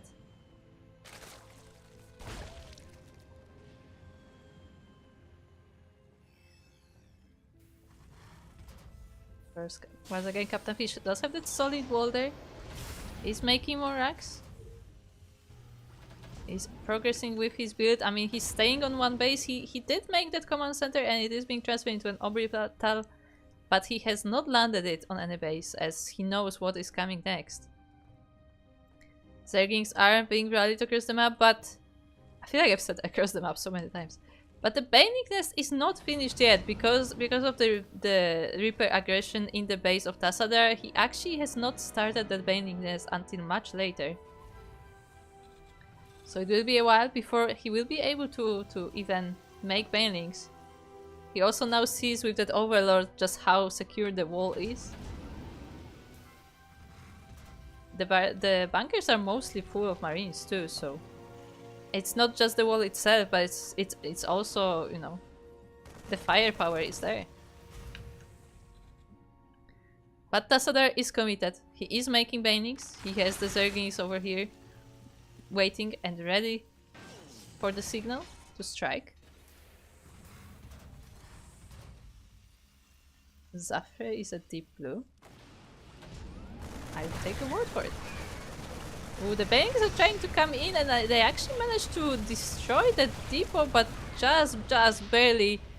But they're not able to get into the base as the line of bunkers still stands strong. Captain Fish actually has to leave the barracks to be able to fix that add-on. And yeah, with just like that, it looks like Captain Fish has held. Of course, again, we have to keep in mind that even though he's doing very well on the defense, I mean, every second, every minute that he's not taking that second base is hurting him in the long run. And while all of this is happening, Tassadar is getting his lair. He has his second base fairly well saturated, so his income will definitely be much better than that of the Terran. Of course, Terran can catch up with Muse, and he has double orbital to do so. But it's just not that easy. Like, even if you put the Muse on the mineral line, you still need the minerals to mine from, right?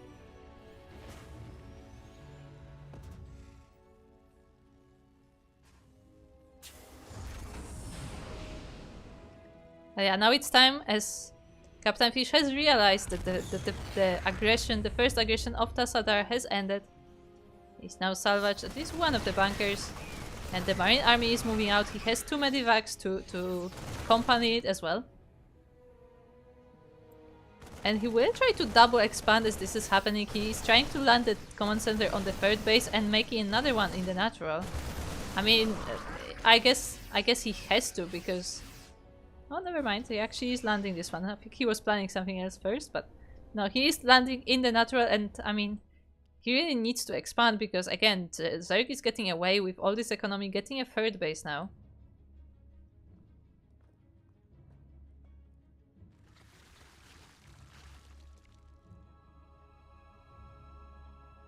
Marines are coming across the map. Baning speed is not finished, but it is on the way, and it will finish soon. The question is, do we even have any banelings? We have a lot of Zerglings here. Now the banes are coming in. Can Captain Fish snipe them all? And the answer is no. They actually clean up most of the Marine army. A few of the Marines are saved in the medivacs, but not a lot of them. It looks like it may be just enough to deal with the Zerglings though. The Queens alone are not able to face them. But the drones will. 4 Marines left for this army. There are reinforcements coming across the map again. But they're not here yet. They're only now joining in.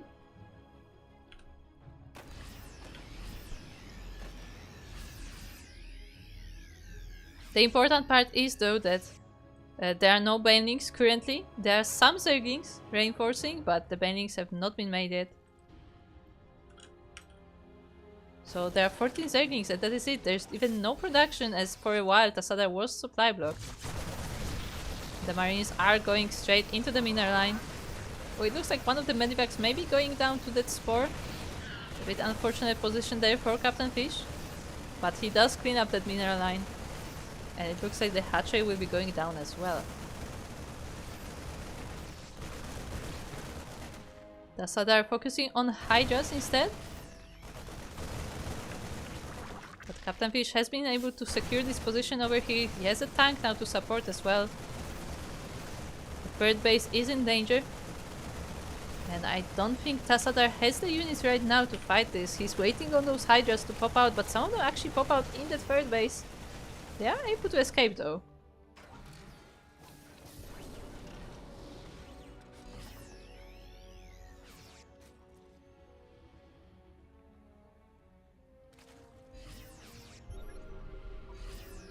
Now the Terran army is able to move forward, scans ahead to see what is happening in the main base, sees the Hydras. The tank is sieged and will be giving some support fire for the Marines. So they're trying to make his last stand in that main base, putting down spine crawlers. But the Marines are marching forward. Another double medivac drop coming as reinforcements. And with that, GG is called. Captain Fish is tying this series 1-1.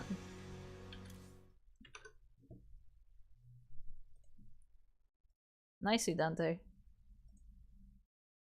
Very solid defense this time.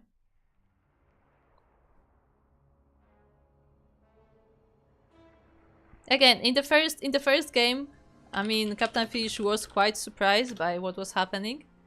He was definitely caught off guard, but in the second game, he made super sure what is coming. He made sure that he has the defense. And yeah, very solid game there from Captain Fish. And we will have to see how Tassadar adapts to that, because, I mean, he was definitely trying to transition, but it's not easy to transition from this kind of all-in strategy. So we'll see how he will change the game plan on map number 3.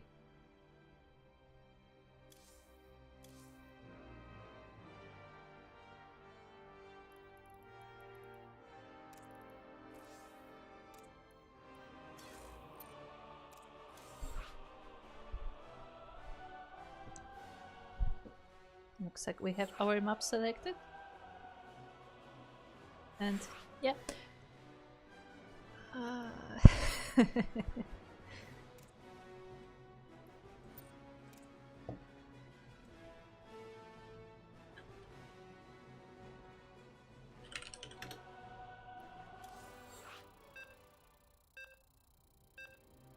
And we are ready for game number 3.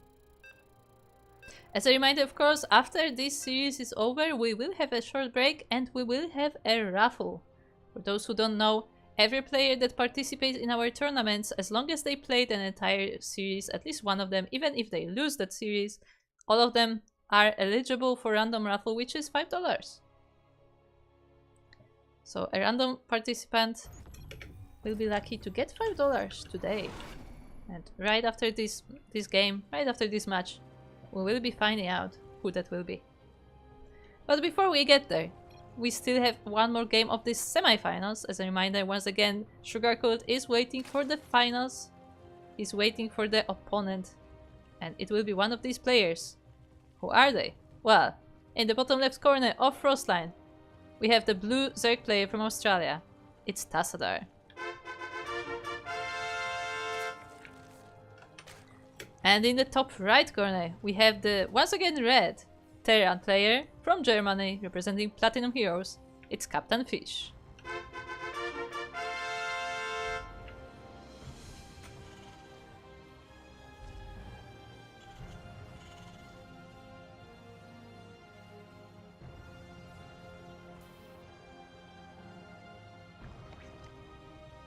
And look at that!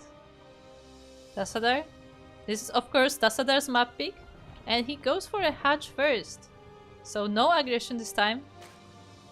He has realized that, you know, while he was able to catch Captain Fish off guard in game number 1, by game number 2 Captain Fish has adapted.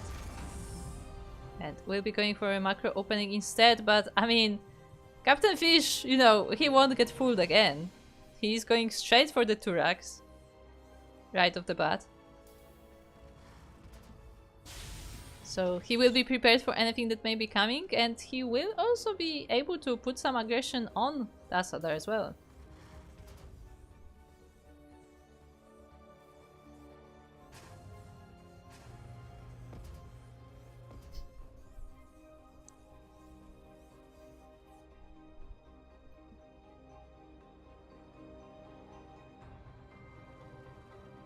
So the question now is Tassadar prepared for the Reapers that will be coming inevitably?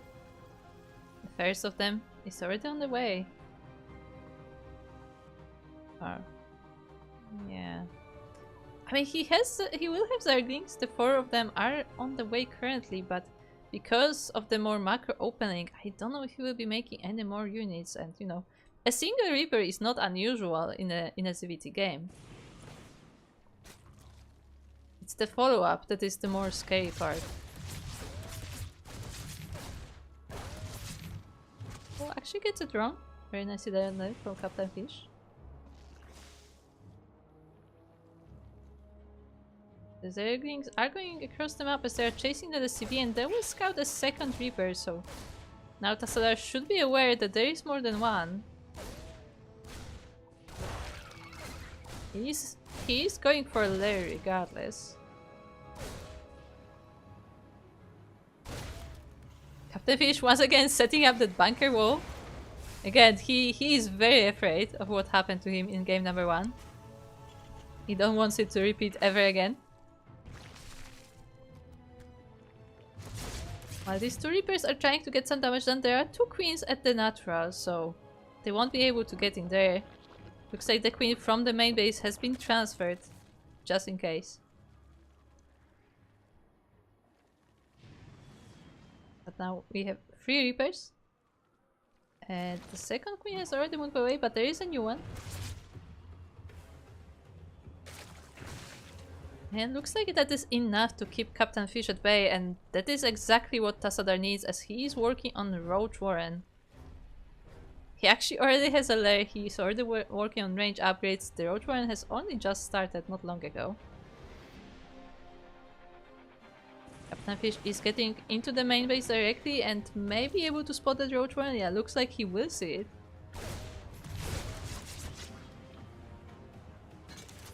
Three Queens are trying to chase those Reapers around. But I mean, they're not all that fast. So it's not easy to do so. So 3 drones will be going down, but 3 drones is still not a lot considering 3 Reapers, so...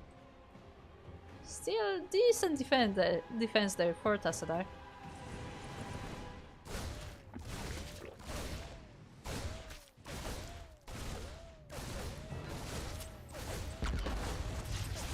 Question is, what is coming in next? As the Queens are still trying to defend here from the Reapers.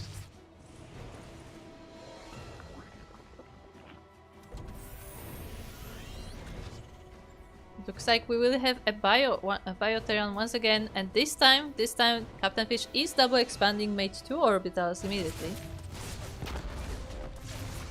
I mean, he is making up for the fact that he was on one base for so long, making sure that there's no Bane Bass coming in.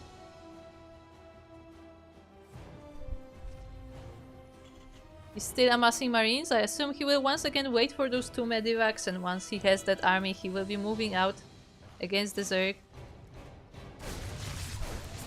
In the meantime, the Reapers are still trying to do any damage they can, but there are actually quite a few Queens here on the side of Tassadar, and that will stop that aggression coming from the Terran.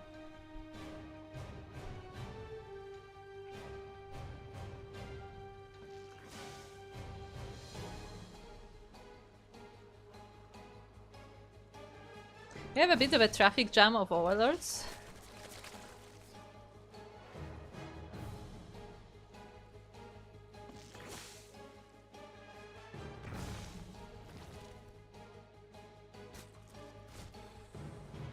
And now the roaches are going across the map. They're actually going in sections, in smaller groups. Looks like Tassadar was trying to hide parts of the army, or maybe scout a bit as well. He's checking for the third bases, but they have not been landed quite yet. Tassadar has to attack into the natural instead. The marines are here though, and the medivacs have just popped out. Roaches are trying their best, but they're not very good against marines. The SCVs are helping out as well with a surround. That said, I mean, this is still quite a few roaches, but yeah, eventually Captain Fish is able to deal with them. 7 SCVs do go down though.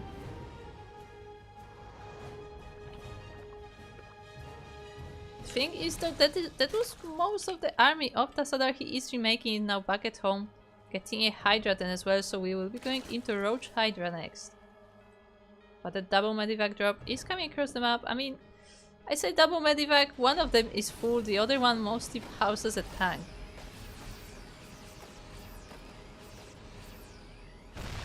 But yeah, the siege tank will definitely help here with the roaches.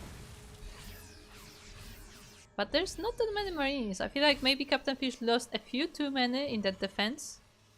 There are also some that are staying at home and not joining the offensive army.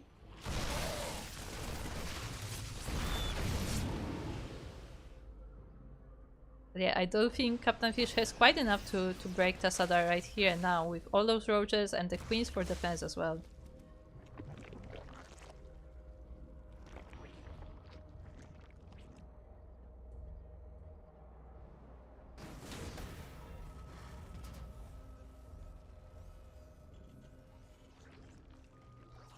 He will be trying to poke at the Zerg.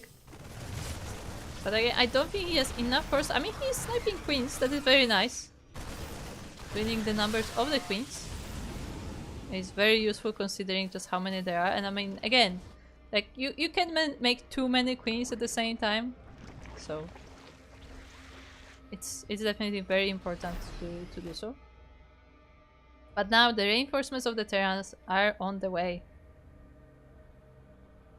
And this will be a much stronger push from the Terran. Where are the roaches?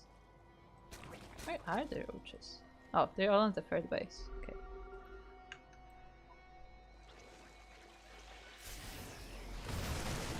Oh, the creep is spreading in the wrong moment as Captain Fish scans and will be able to clean it up. Going straight forward. The Link Roach army is here to respawn. But this is just a poke horse from the Terran. The overlords are huddling for warmth. It's very cold. I mean, true, Frostline is a very cold map. There's like ice and snow everywhere, so I understand. The overlords could definitely get cold. Yeah, now the Steam Marines are going forward. The overlords pop as well, as they were a bit too far forward. They don't supply block Tassadar yet, but it is pretty close. And as we know, roaches are quite supply heavy, so it definitely matters. The Banings have been added to the army, but they do not have speed. So they will be dealt with by the tanks. The roaches are trying to fight against the Marines, but it's not enough. GG is called, and Captain Fish will be going to the finals after defeating Tassadar 2-1.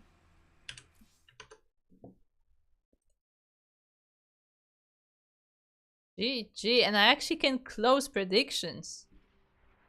Let's go.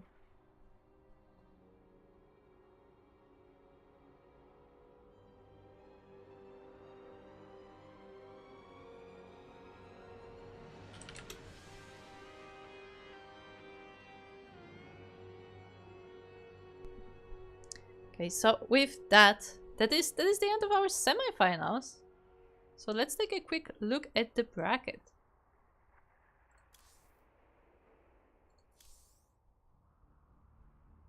There we go. So yeah, as you can see, we have had Captain Fish just take down Tassadar 2-1, and he will be joining Sugarcoat in the finals. The finals is of course best of 5. But before that, we will also have a random participant raffle, so make sure to tune in for that, as we will be taking a quick 5-minute break, and after the break, there will be the finals of this month's Duckling Open. Be right back.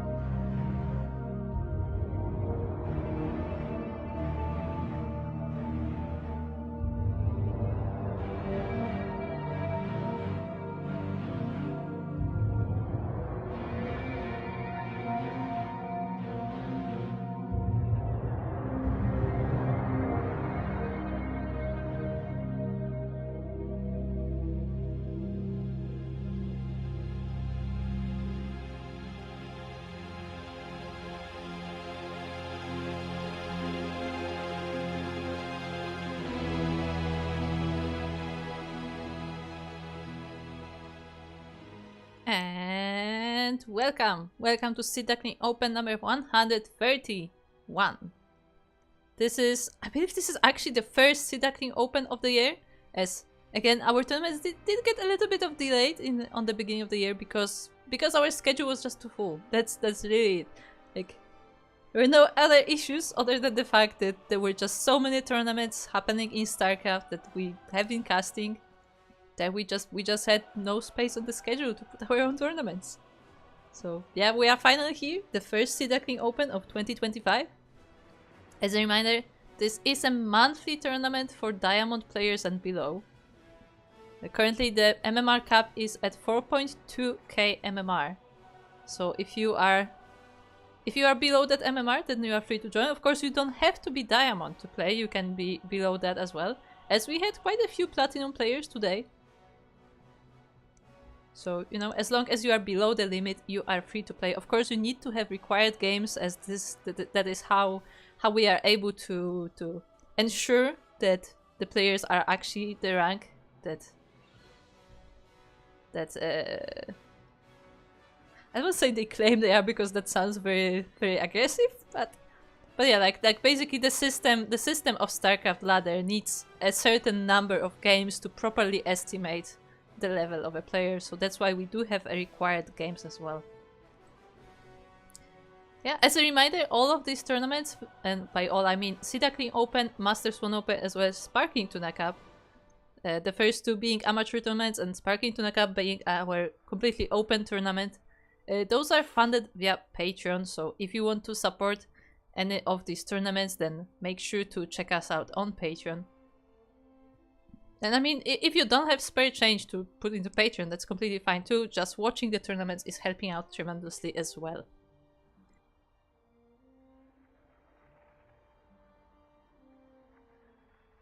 With that being said, we are currently in the finals of our monthly tournament. We are about to begin Captain Fish versus Sugar Cold Best of 5. So that will be coming up shortly.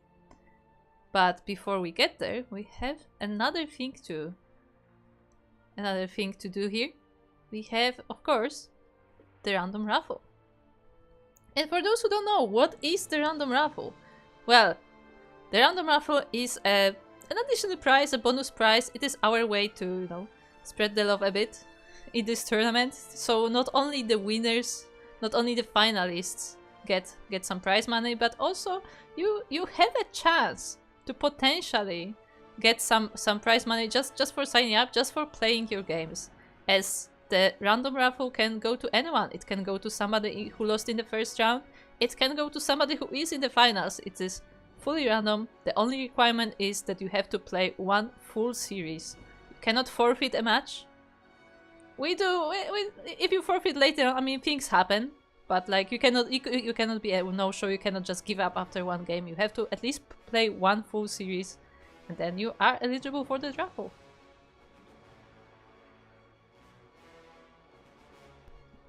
So without further ado, we have 9 eligible players who can potentially get the raffle today. And the winner of today is, drumroll,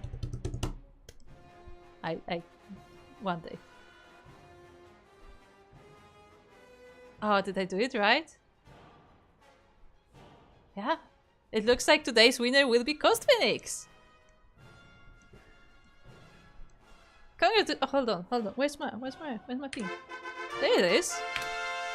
Congratulations to Coast Phoenix, who will be getting the random raffle today. Yeah, I was afraid for a moment that it won't work, but it did work. And yeah, we have the winner for our random raffle today. Yeah, for some reason the randomizer thing, like the name took a very long time to load on my screen, and I was afraid that it's just not gonna show it at all. But yeah, Coast Phoenix will be taking the random raffle today. Where was Coast Phoenix in the bracket? Coast Phoenix took down Cute today in the round 1 and lost unfortunately in the quarterfinals, but yeah, will be coming out of this tournament $5 richer. So congratulations to Coast Phoenix.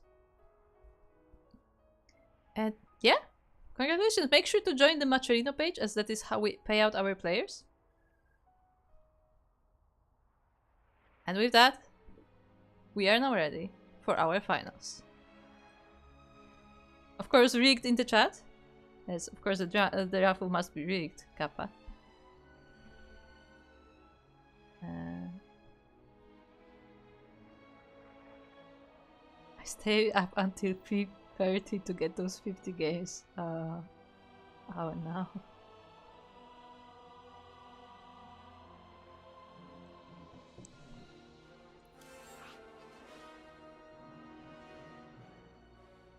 Yeah, I do not recommend playing more than like 20 games at once, probably. I guess it depends. Like it depends how many breaks you take, but like it doesn't sound like a lot, but if you just consecutively like play like 20 games, that is a lot. That is a lot for a brain. You need to take breaks at the very least.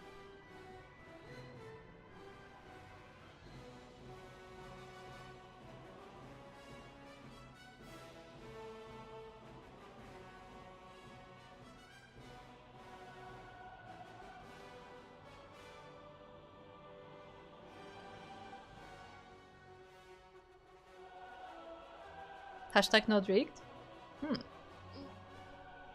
Interesting. Poor Nam suffered. Like... But yeah, anyway, we are now ready for our finals. We have both players, I think. I think both players are ready. There you go. As a... Hold on, I should type this in lobby chat so it's more visible.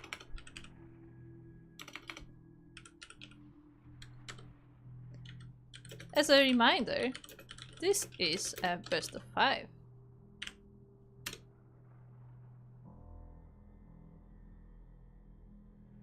GLHF.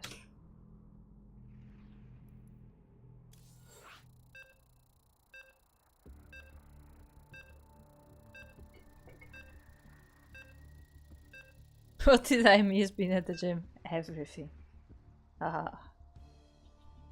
I mean, you didn't miss the finals. As they are about to begin, we are loading into the first map of our best of 5.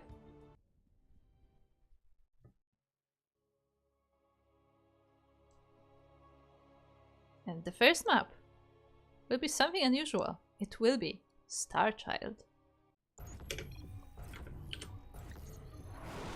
Where in the bottom left corner we have the first of our players. It is the teal Zerg, or the light blue Zerg, from Latvia, right? Latvia. It is Sugarcoat. Representing Clan Devoid. I have to double check, because I'm pretty sure Devoid is not the same as Devoid. I think there are 2 different Void clans, so I have to double check on that one. Meanwhile, across the map we have their opponent. It is the, this time, orange Terran player from Germany representing Platinum Heroes. It's Captain Fish. Oh, Prometheus stayed until 2 AM emotionally supporting Captain Fish as he was laddering. There you go. See, it's good to have a friend who can at least cheer for you, you know? But yeah, I know that Captain Fish was one of those crazy people who decided to get all of the required games right before the tournament instead of, you know, getting them slowly over time. So he did spend like an entire night laddering just to be eligible for the tournament. That was the 2 weeks ago, the Masters 1 Open.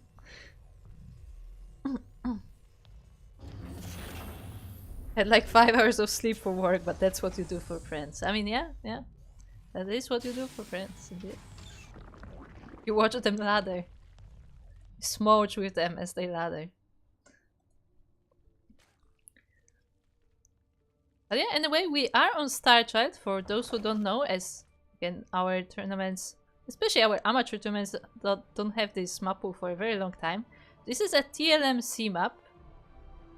So the Team Liquid map contest map. It is not currently on ladder. It has not been on ladder as far as we like so far. But it is a pretty interesting map, and we decided to like the few organizers of online tournaments we together like decided on a few maps that will be included into the map pool for our tournaments instead of the older maps that were introduced in on the ladder. So we have Starchild, we have Airhome, and we have Talisman as the additional maps here, as the replacement maps, and this is one of them. For those who don't know, at this point, all ladder maps that you see for the past several years now are coming from Team Liquid map contest or TLNet map contest. And another one is currently underway, so if you are interested in what maps may potentially be on ladder soon TM, then make sure to keep an eye on the Team Liquid map contest, as the judging phase is about to finish soonish. I don't exactly remember the dates right now, but as soon as the judging phase is over, there will be some tournaments happening. I'm of course talking over this skirmish that is happening here, as once again, just like in the previous games versus Tassadar, Captain Fish went for these double racks into Reaper. But Sugarcool seems decently prepared for that, has the roaches out already, but they are not in position actually. Yeah, I think there's like 5 drones already going down to these Reapers, so pretty nicely done for Captain Fish. But now this is phase 2 of the game, as again the army is already moving across the map. He does scout it with the Reapers and actually is able to delay the roaches quite a bit. But he has to make ready back at home. He's building a bunker, he has marines. The marines have been produced for quite a while now, so he will have a decent number. But still, you have to take the roaches seriously. But at the same time, that also means that the base is left quite vulnerable on the Zerg side of the map, and the Reapers are actually able to chase a queen and kill it as well. And without the queen, this base is this much weaker. We have some reinforcing Zerglings that will help deal with these Reapers, but they do not have speed yet, so they cannot quite chase them, especially off creep. But it looks like Captain Fish was distracted by the attack in his base. Few Reapers will be going down. The wall is unfortunately not a full wall, and the roaches are able to go up the ramp, but I think there's enough marines to stop them from doing any more damage.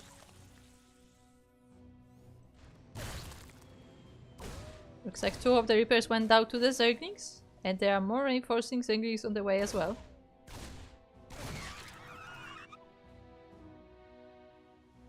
They just got speed. We actually could see the wings popping out. And now it should be very easy for them to deal with those Reapers, but of course Captain Fish has since transitioned into Marines and into the next phase of his army. Working on a combat shield, I assume there will be soon medivacs for these Marines as well. Ah yes, my favorite. The very confused SCVs.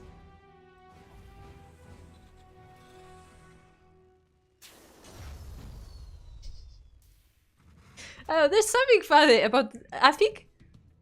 Like, all workers do that, but I feel like SCVs in particular are the most prone to just freaking out on the cliffs whenever there's a buffing issue.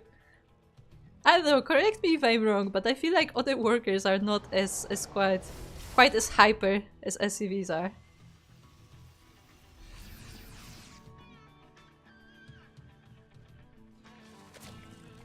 And to smudge together, stay together. Ah, yes.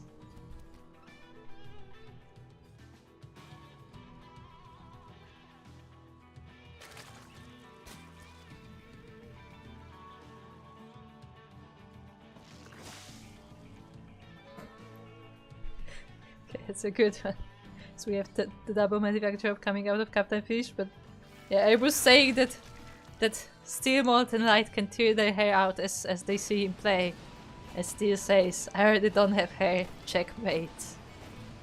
Well, I mean, true. To be fair, I don't... Like, I think Steel has been bold since we know him. Look. As a double drop is now coming into the base of the Zerg, there is Link Bane here prepared, and the Banings do have speed as well. Yeah, Captain Fish decides to just not engage with this army. Picks up, leaves, decides to regroup. He sees that Sugarcoat is prepared. And behind this, there is a Hydra then on the way as well. I guess important to note, Sugarcoat is only now taking the third base, which I feel like is still fairly late. Ooh, the Banings were actually sniped. I don't think they connected. The Zerglings are going down. Captain Fish was actually able to catch Sugarcoat a bit of guard, and the Zerglings... I think the Zerglings blocked the pathing of the Banelings, and now there's not enough Zerg here to defend from these steamed Marines. The Queen goes down, the Banelings are morphing, but it's still a bit away. I guess Zerglings are being produced and they will try to keep this army at bay, but this base is very vulnerable now. The Banelings clean up most of the Marine army, and it looks like this will be enough to save the base. But there's another double drop, and now the tanks are here as well. Where's the army of Sugarcoat? It looks like, yeah, that was just this Link Bane, and with that, GG is called. Captain Fish will be taking game number 1.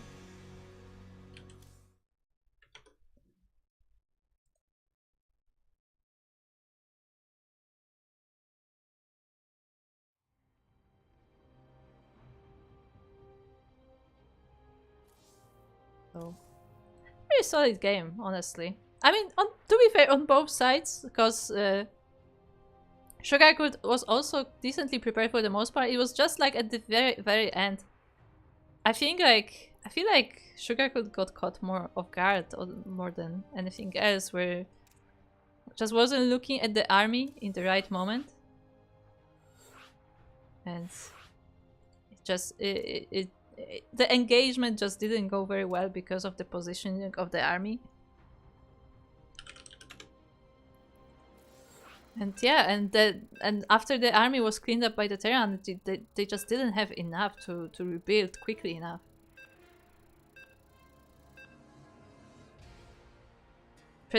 Predictions, yes. Kura remembers predictions. Yeah.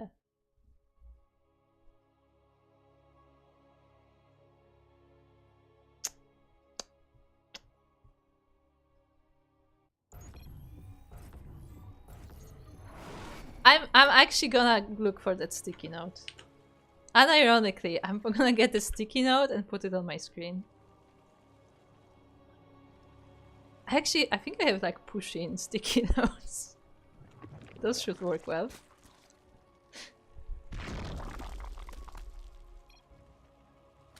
Shaking my head. Anyway, we are in game number 2. We are on Frostline, where in the top right corner we have our Zerg player representing Devoid and Latvia. I almost said Lithuania. Latvia. It is Sugarcoat.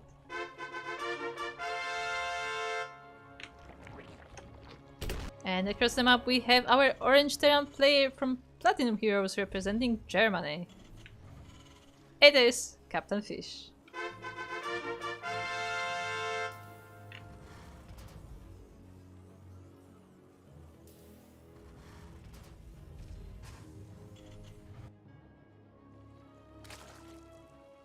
Sugarcoat, of course, going for a hatchery first.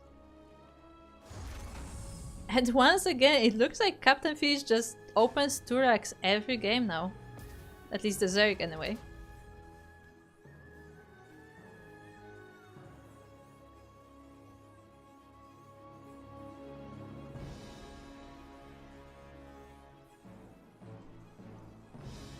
So I guess we will see how this time Sugarcoat is able to handle the Reapers, which are inevitably coming their way.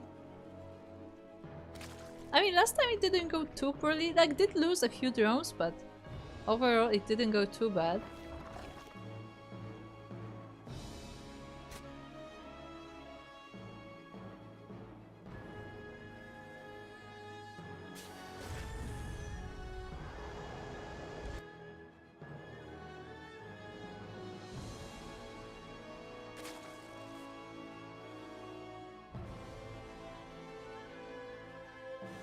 Fish SCB scouted. I predicted that Kuro will forget predictions, therefore I win the prediction game.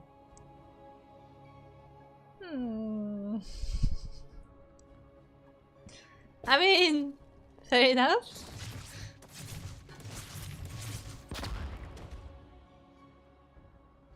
Just one big sticky note covering the whole monitor. Yes. That sounds accurate. Sure, we're getting some scouting with those Zerglings.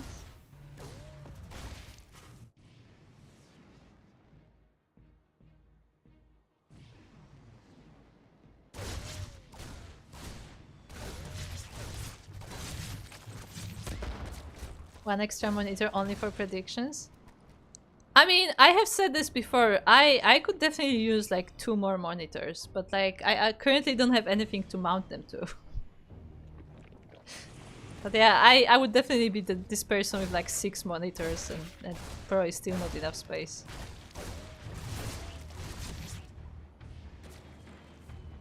Yeah, the Reapers are now in the main base. Speed is still halfway away.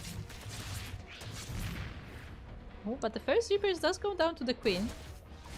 And no drones have been lost yet, I don't think. Yeah, no drones have gone down. The Zerglings have, but the Zerglings are not quite as important at this point.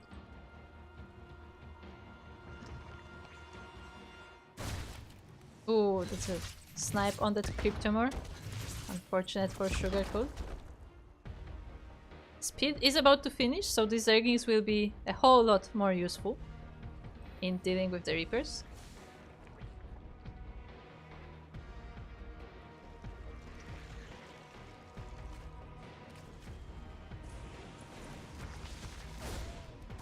Another Cryptomore will be going down, so no creep spread there for Sugarcoat, unfortunately.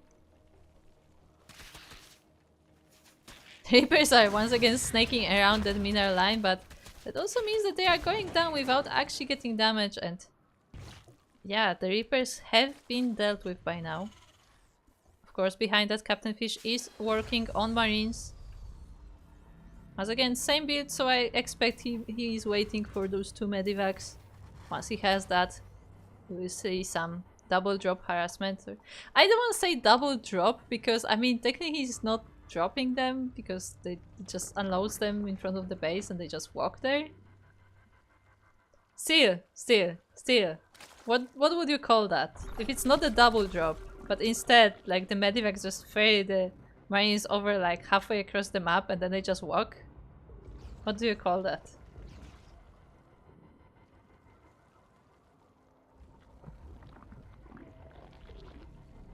And once again, Sugarcoat is going for Hydras, but I feel like it's much earlier than last game. I mean, he also, like, they also dealt with the Reaper harassment much faster as well, so that gives them some more time.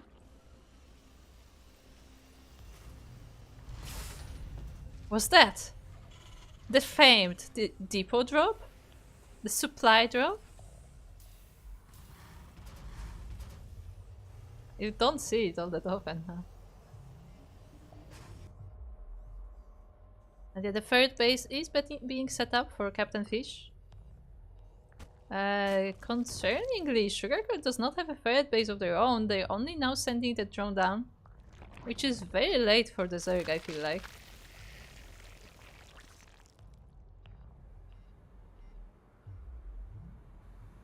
Yeah, that now we have that Marine push from Captain Fish. Lingbane is ready, but this time there are also Hydras here to help out, so it's not just Lingbane alone. So Overlord, of course, will be taken down. Not quite supply blocking though. Ooh, Sugarcoat is trying to find a good position here, trying to surround these Marines, but not quite able to. Baneling speed is not finished yet, so these Banelings have a bit of a hard time getting to the Marines.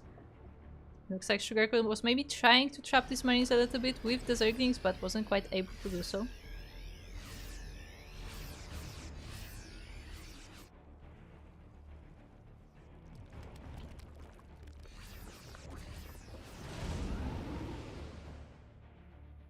Captain Fish picking up and will try to get into the main base. Sees all the spores morphing though and decides not to risk it. Does not want to lose a full medivac, especially since one of them is quite low already after meeting those Hydras. Ooh, but it looks like the Zerg army finds the Terran first, and it will be cleaning this entire double drop. Sugarcool was hunting down the Terran forces and was able to actually catch the entire army. Nicely done. Of course, there are reinforcements back on the side of the Terran, so this is not the entire force, but at least that aggression has been dealt with.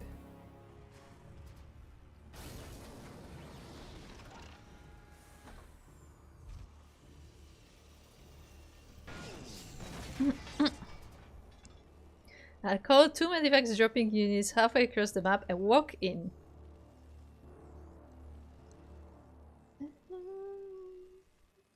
Sure? Sure? Sure. Why not?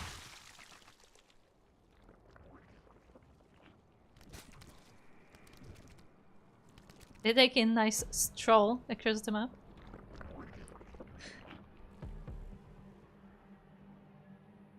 Sugarcoat is taking a 4th base. Captain Fish regrouping, preparing for potentially push soon. He has a few tanks, he has a lot of marines. Oh, burrow. Interesting.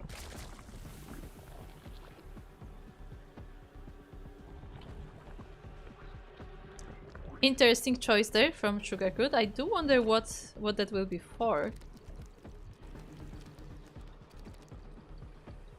Yes, yeah, Captain Fish is now ready. Has 3 tanks in this army, a lot of marines. And we'll be going across the map. Of course, on the side of the Zerg we have Linkbane Hydra. Banelings have speed already. The upgrades for Zerg are about to finish as well. Keep in mind those are melee upgrades, as well as Carapace. The range is a little bit behind. When looks like Sugarcoat is actually going to face the army of the Terran off creep, which was maybe not ideal. I mean, he took down a good chunk of the marines and one of the tanks, but yeah, going out of creep to do so is not necessarily a good idea, especially with the tanks being set up there already.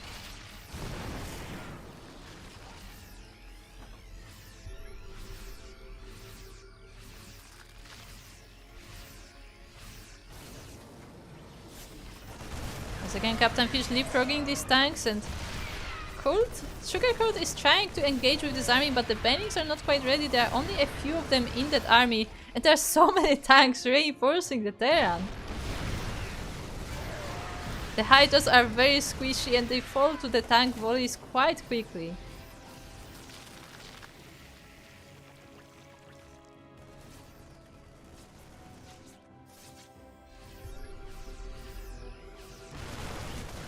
Looks like Captain Fish has established a position here between the 4th base and the natural of the Zerg.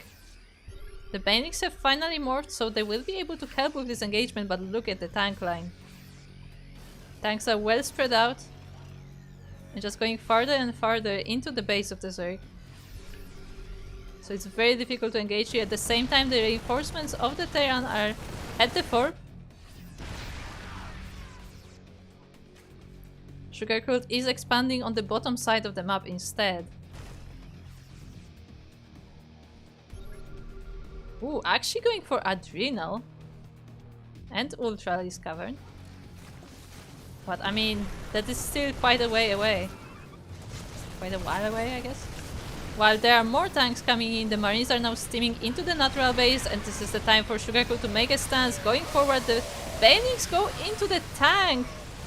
That's very unfortunate, and GG is called. Captain Fish is now up 2-0 in the finals.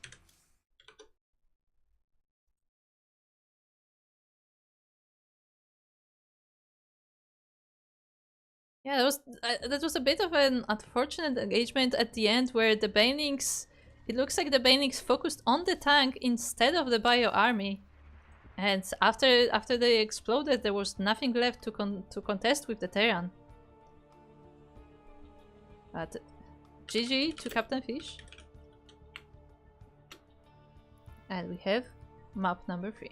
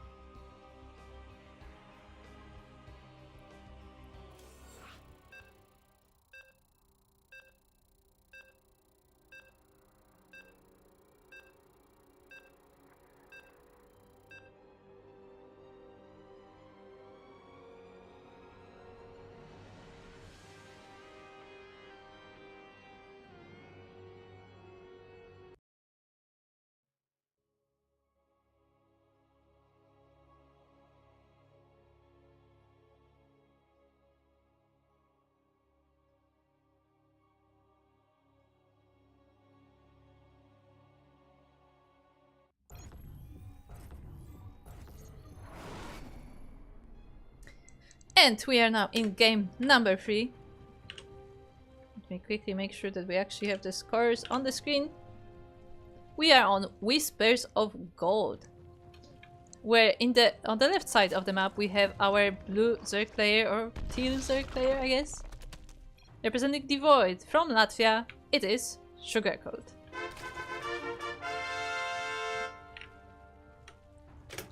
And across the map we have the orange Terran player from Germany. Representing Platinum Heroes, it is Captain Fish.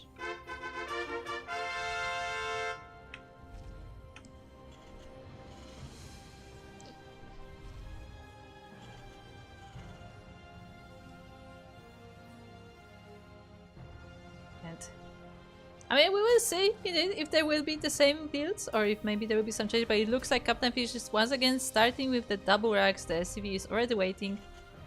I mean, as they say, don't fix what's not broken, I guess. The double proxy, I mean, it's not proxy, the double racks Reaper has been waiting, he's been working pretty well for him. Not like game ending, mind you, but definitely slowing down the Zerg player.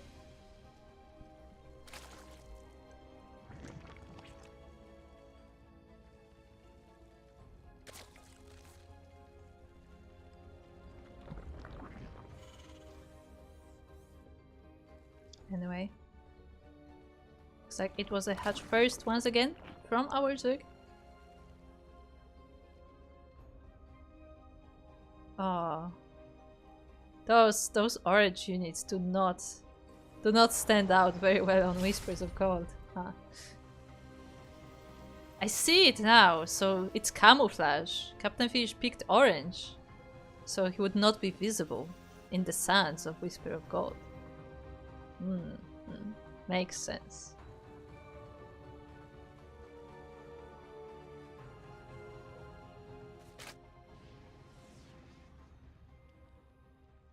First of the Reapers is now across the map. This time Sugarcoat going straight for roaches. Actually... yeah, Captain Fish does not see that. The Reaper did not dive deep enough to spot the roach warren on the back of the main base.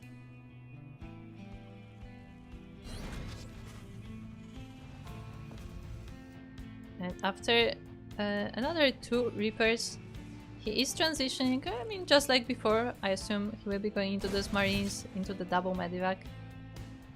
As these 3 Reapers are trying to see what damage they can do across the map in the Zerg base.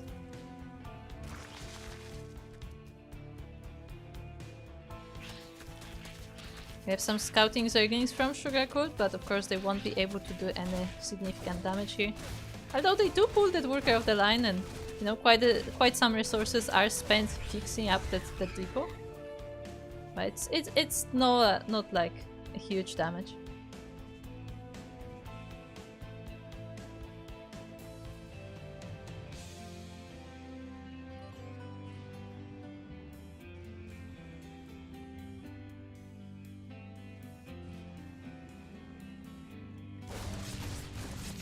But now Captain Fish sees the roaches, and I mean, that is already a lot of roaches versus these 3 reapers. Nice little bit of micro there to snipe another Zergling. And just like before, Captain Fish is working on Marines and actually is planning to land that orbital right now. I would assume that Sugarcoat will be a bit more aggressive with these roaches, but he still has to deal with these reapers. One of them going down, the second just barely not escaping. Oh, actually flying away. That was quite something. I should probably like mark this replay, but see, the thing about StarCraft is, okay, here's a fun fact about StarCraft replays. You notice how small StarCraft replays are in size, like, you know, in disk size. That is because StarCraft replays are actually saved not as like video replays, but they are saved as like a list of commands for the game to do, essentially. That is why, if you watch a replay, every time you watch a replay you may get a different like death animation. Because it's like the game is actually replaying the thing. So yeah, that's a very interesting fun fact there, that like even if I go into replay, it's very possible that I will not see the Reaper flying like that. So it's a very unique moment. And as we are here, quick shout out to Jadov, who just raided us with his 78 viewers. Thank you very much. We are currently in the finals of Duckling Open, our Diamond Tournament. Also, I forgot to shout out earlier, but we also had a raid from Luis GGG. So sorry for missing that one. Oh, but this time Captain Fish actually changed things around a little bit and adding some Widow Mines into the mix. So it's not just pure marine drop or marine move out.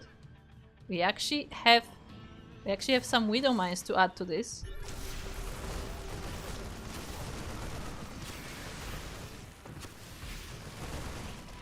So we'll see how this roach army faces the Widow Mines. At the same time, Sugarcoat is actually working on infestors. So both our players changing things up a little bit.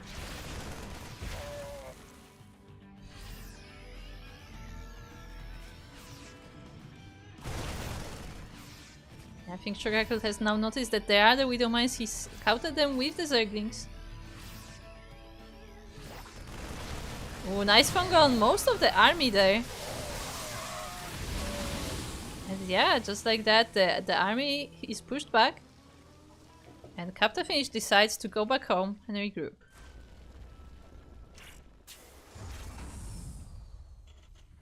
You are here to 4-racks, you do not resist. Oh no. Well, for those of you who are just joining from Jadov's stream, so far, every game versus Zerg, Captain Fish is going in base 2-racks Reaper into like double Medivac Marine push into then Biotank. But this time he actually added a Widow Mines, so it's going slightly different than previously.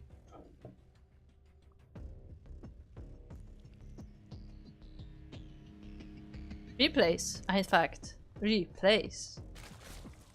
Very true, Iceland. But yeah, that is how it works in StarCraft specifically, because I know in other games it doesn't. Yeah, this double drop is once again trying to push here against the Zerg, but this time there's enough army, there are Ravagers, there are Zerglings, there are Roaches. The Infestors are still in the mix as well. At the same time we have a...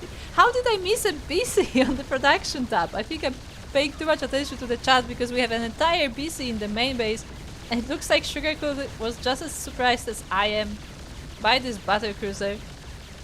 As there are no queens, there are no spores. We have some Ravagers, I guess. Oh, the fungal, yeah, maybe.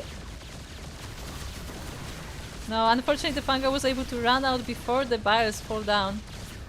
And yeah, this BC is doing a lot of damage. 13 drones dying, another queen as well.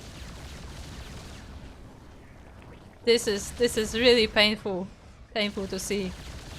Oh, the overlords are in danger as well. They were all trying to hide here in the dead space, but that BC will be able to hunt them down and most likely supply blocking Sugarcoat, although he is quite like he does have quite a lot of supply available, so maybe not.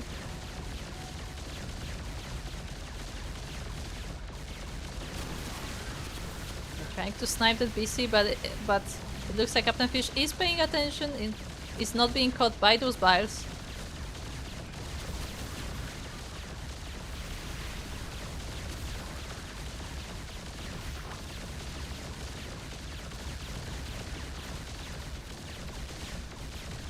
So yeah, there's no response. I mean, the Hydras are there, but they are not able to catch up with the BC. It's already like halfway down in health and more than that. The Queen will be able to put it in the red, but there's so much damage and now it just teleports away. How many? 17 drones down. A lot of other units as well. 2 queens, I believe. And yeah, that is a lot of damage done already to Sugarcoat. But I mean, look, I'm just gonna say, on the very beginning of the game, Sugarcoat asked if it's not boring to just play the same thing every time. Well, this is definitely a different thing. we have to give both our players that. They're definitely playing very different style than in previous games. As now we have this marine mine army with the assist of the BC going towards the Zerg.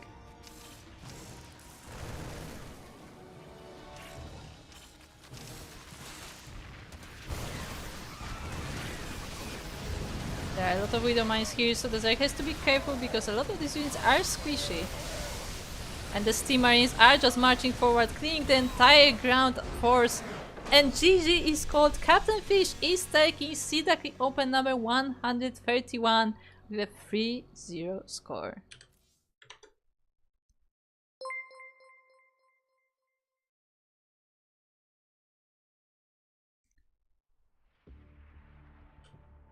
So GG, nicely done there by Captain Fish. And yeah, just like that, he will be able to take this series and the entire tournament. Of course, shoutouts to Sugarcoat as well. I mean, those were not one-sided games, I would say. Like there were some really nice moments as well, and definitely shoutouts for trying to change up the playstyle, for going for the infestors, for you know, changing up the openings, and it didn't work too like it worked pretty well until it didn't. And I'm sorry for completely missing the BC. It just got me so off guard, and I believe Sugarcoat was also caught quite off guard by the BC. Ah yes, so Steer Mode is adding some sound effects in the chat. I'm glad J-Dove is happy with the Terran that he's just seen. But yeah, anyway, let us quickly take a look at the bracket. As they missed something else. Oh yeah, there's a thank you for resubscribing, J-Dove. 30 months. That is more than 2 years. Thank you very much.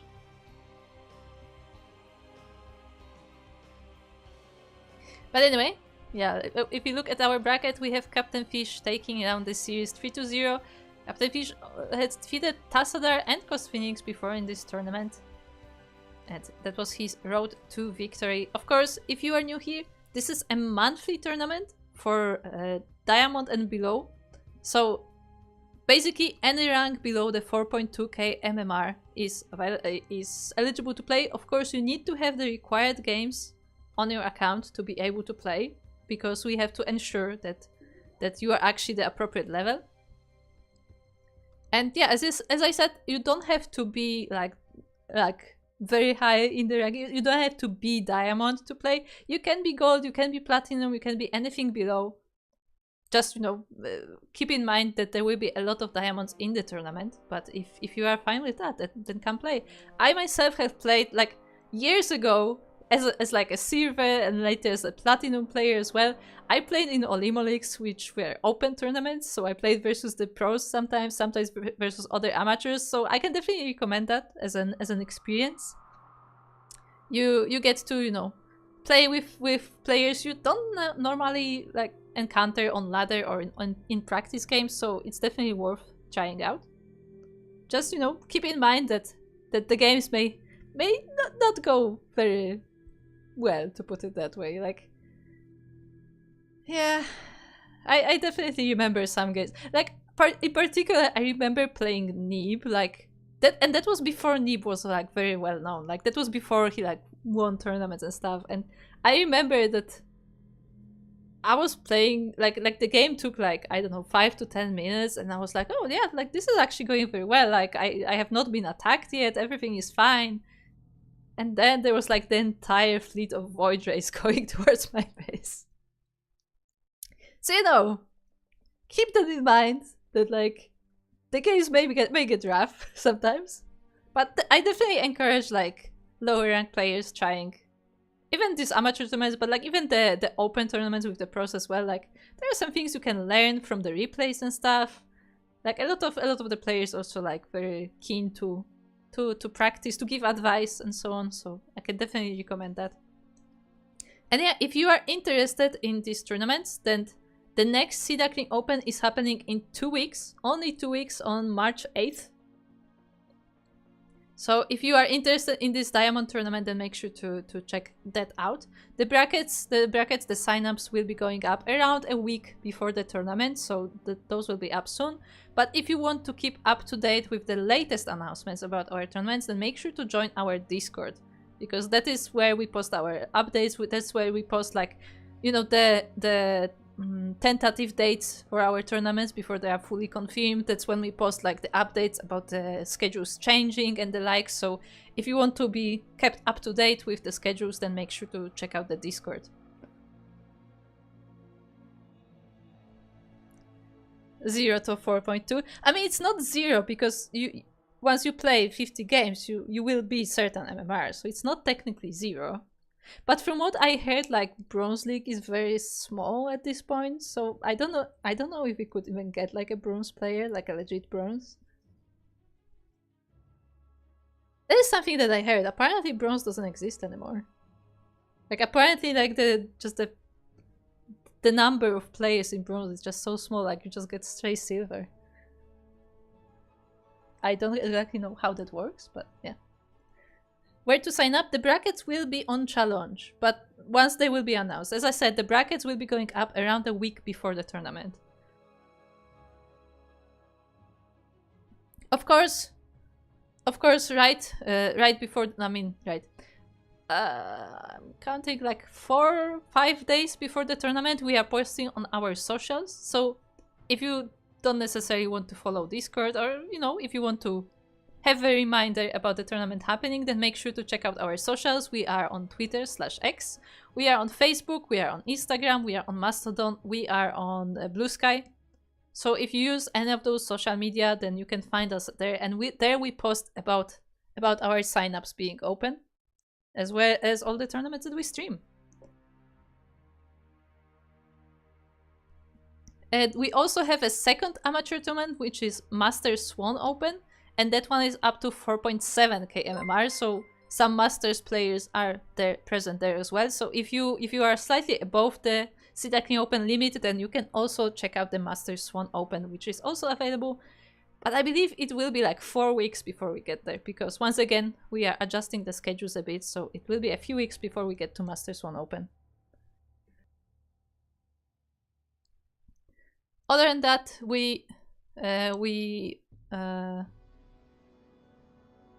I blanked out on the sentence I wanted to say. Other than that, we also have open tournaments like Sparkling Tuna Cup on Sundays.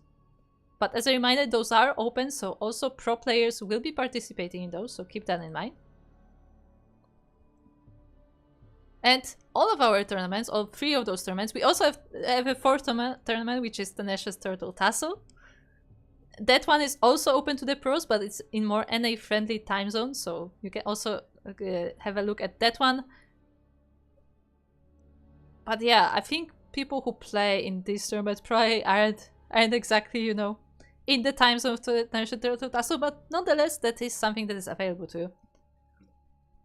Anyway, those tournaments are funded via Patreon. Apart from the Turtle Tournament, all 3 others are funded by Patreon. So if you have some spare change and want to support these tournaments, if you want to make them see them grow, then make sure to check out our Patreon. Our lowest tier is at $1. So, you know, if you have $1 spare to like put every month, that's perfectly fine. Your name will be put in the credits, and you know, you can also support us like that. From the $5 and above, we also give replay packs to our patrons. So if you are interested in learning from some of the pro players, from some of the pro player games that we are covering on our channels, then we are sharing those with the patrons. They also are sent to our Twitch subscribers and YouTube members. So if you are supporting us on those platforms, you are also able to access those replays. Just make sure to join the Discord, because we don't have a direct way to message people on Twitch and YouTube, so we use the Discord to share the replays there. And yeah, with that, let's take a quick look. Let me just make sure that I have this set up at our schedule. So as a reminder, we are casting a lot of StarCry. We are casting pretty much twice a day. I say we. Most of the time I am not casting. I am only casting the amateur tournaments, sometimes also some European tournaments, especially the Polish tournaments, but most of the time I'm the person who is behind the scenes. I am of course Kuro, also known as 16 Squad Sanseki, and I am the co-founder of CranKy Ducklings. But again, usually I'm behind the scenes. I'm making the calendars, making the brackets, making the social posts, you know, a lot of things that are behind the scenes of CranKy Ducklings. I'm usually involved in those. But as for casting, you can usually see Light VIP here. He's our main caster. He's also the co-founder of CranKy Ducklings. He's also working on a lot of VODs, and give your energy to him, give your praise to him, because he just spent like 2 or 3 days straight just working on the Twitch VODs, because for those who don't know, Twitch has recently changed some things about their highlights, and the highlights will, I don't say will be phased out, but will be almost gone entirely. So yeah, so Light VIP was working on that the entire past few days. So yeah, great shoutouts to Light. He was also adminning this tournament today, so yeah, whenever I am casting, Light is the one adminning. And yeah, you will see him on this channel soon enough, soon TM, as the next cast we have is the OSC Championship. Let me actually see which stage we are on currently. Let me look at the calendar. We of course have a Google Calendar, so if we have a public Google Calendar, so if you want to subscribe to like our calendar to see the events on your calendar, that is also available to you. But yeah, the next cast is actually lower bracket round 5 of the OSC Championship. So if you want to check that out, that will be coming in a bit less than 12 hours now. So that is the next stream on this channel. Also tomorrow is Sparkling Tuna Cup, which is the open tournament, so you can come to watch that. You can also sign up for that if you want. We don't have any like game or level requirement for Sparkling Tuna Cup, so absolutely anyone who can, you know, who owns the game and can open the game, like anyone who can play the game can participate in Sparkling Tuna Cup. So yeah, feel free to join if you feel like it. There are no wrong time zones, only lack of dedication. Oh my god. I mean, true. I mean, to be fair, I am adminning the Turtle Tournament, so I am part of the degens. So it is possible. I just You know, like there are some players who are more like used to those. There are some players like for example, we have like players like Jumi or Geralt take part in the night tournaments. But at the same time, we had like also somebody like Christiane who like tried playing one. It's like just like no, that's not for him. Like at a certain hour, the brain is just not there. So you know, I can totally get both sides. But yeah, with that, I believe that will be all for today. As a reminder, once again, the next amateur tournament is in 2 weeks. So if you are looking forward to that, make sure to follow our socials. Make sure to join us on Discord, as that is where you can find it. If you missed this broadcast or any other of our broadcasts, all of our VODs are of course on YouTube. So if you want to catch up, then make sure to check out YouTube. Yeah, as Light is saying in the chat, he deleted 7,000 hours worth of content.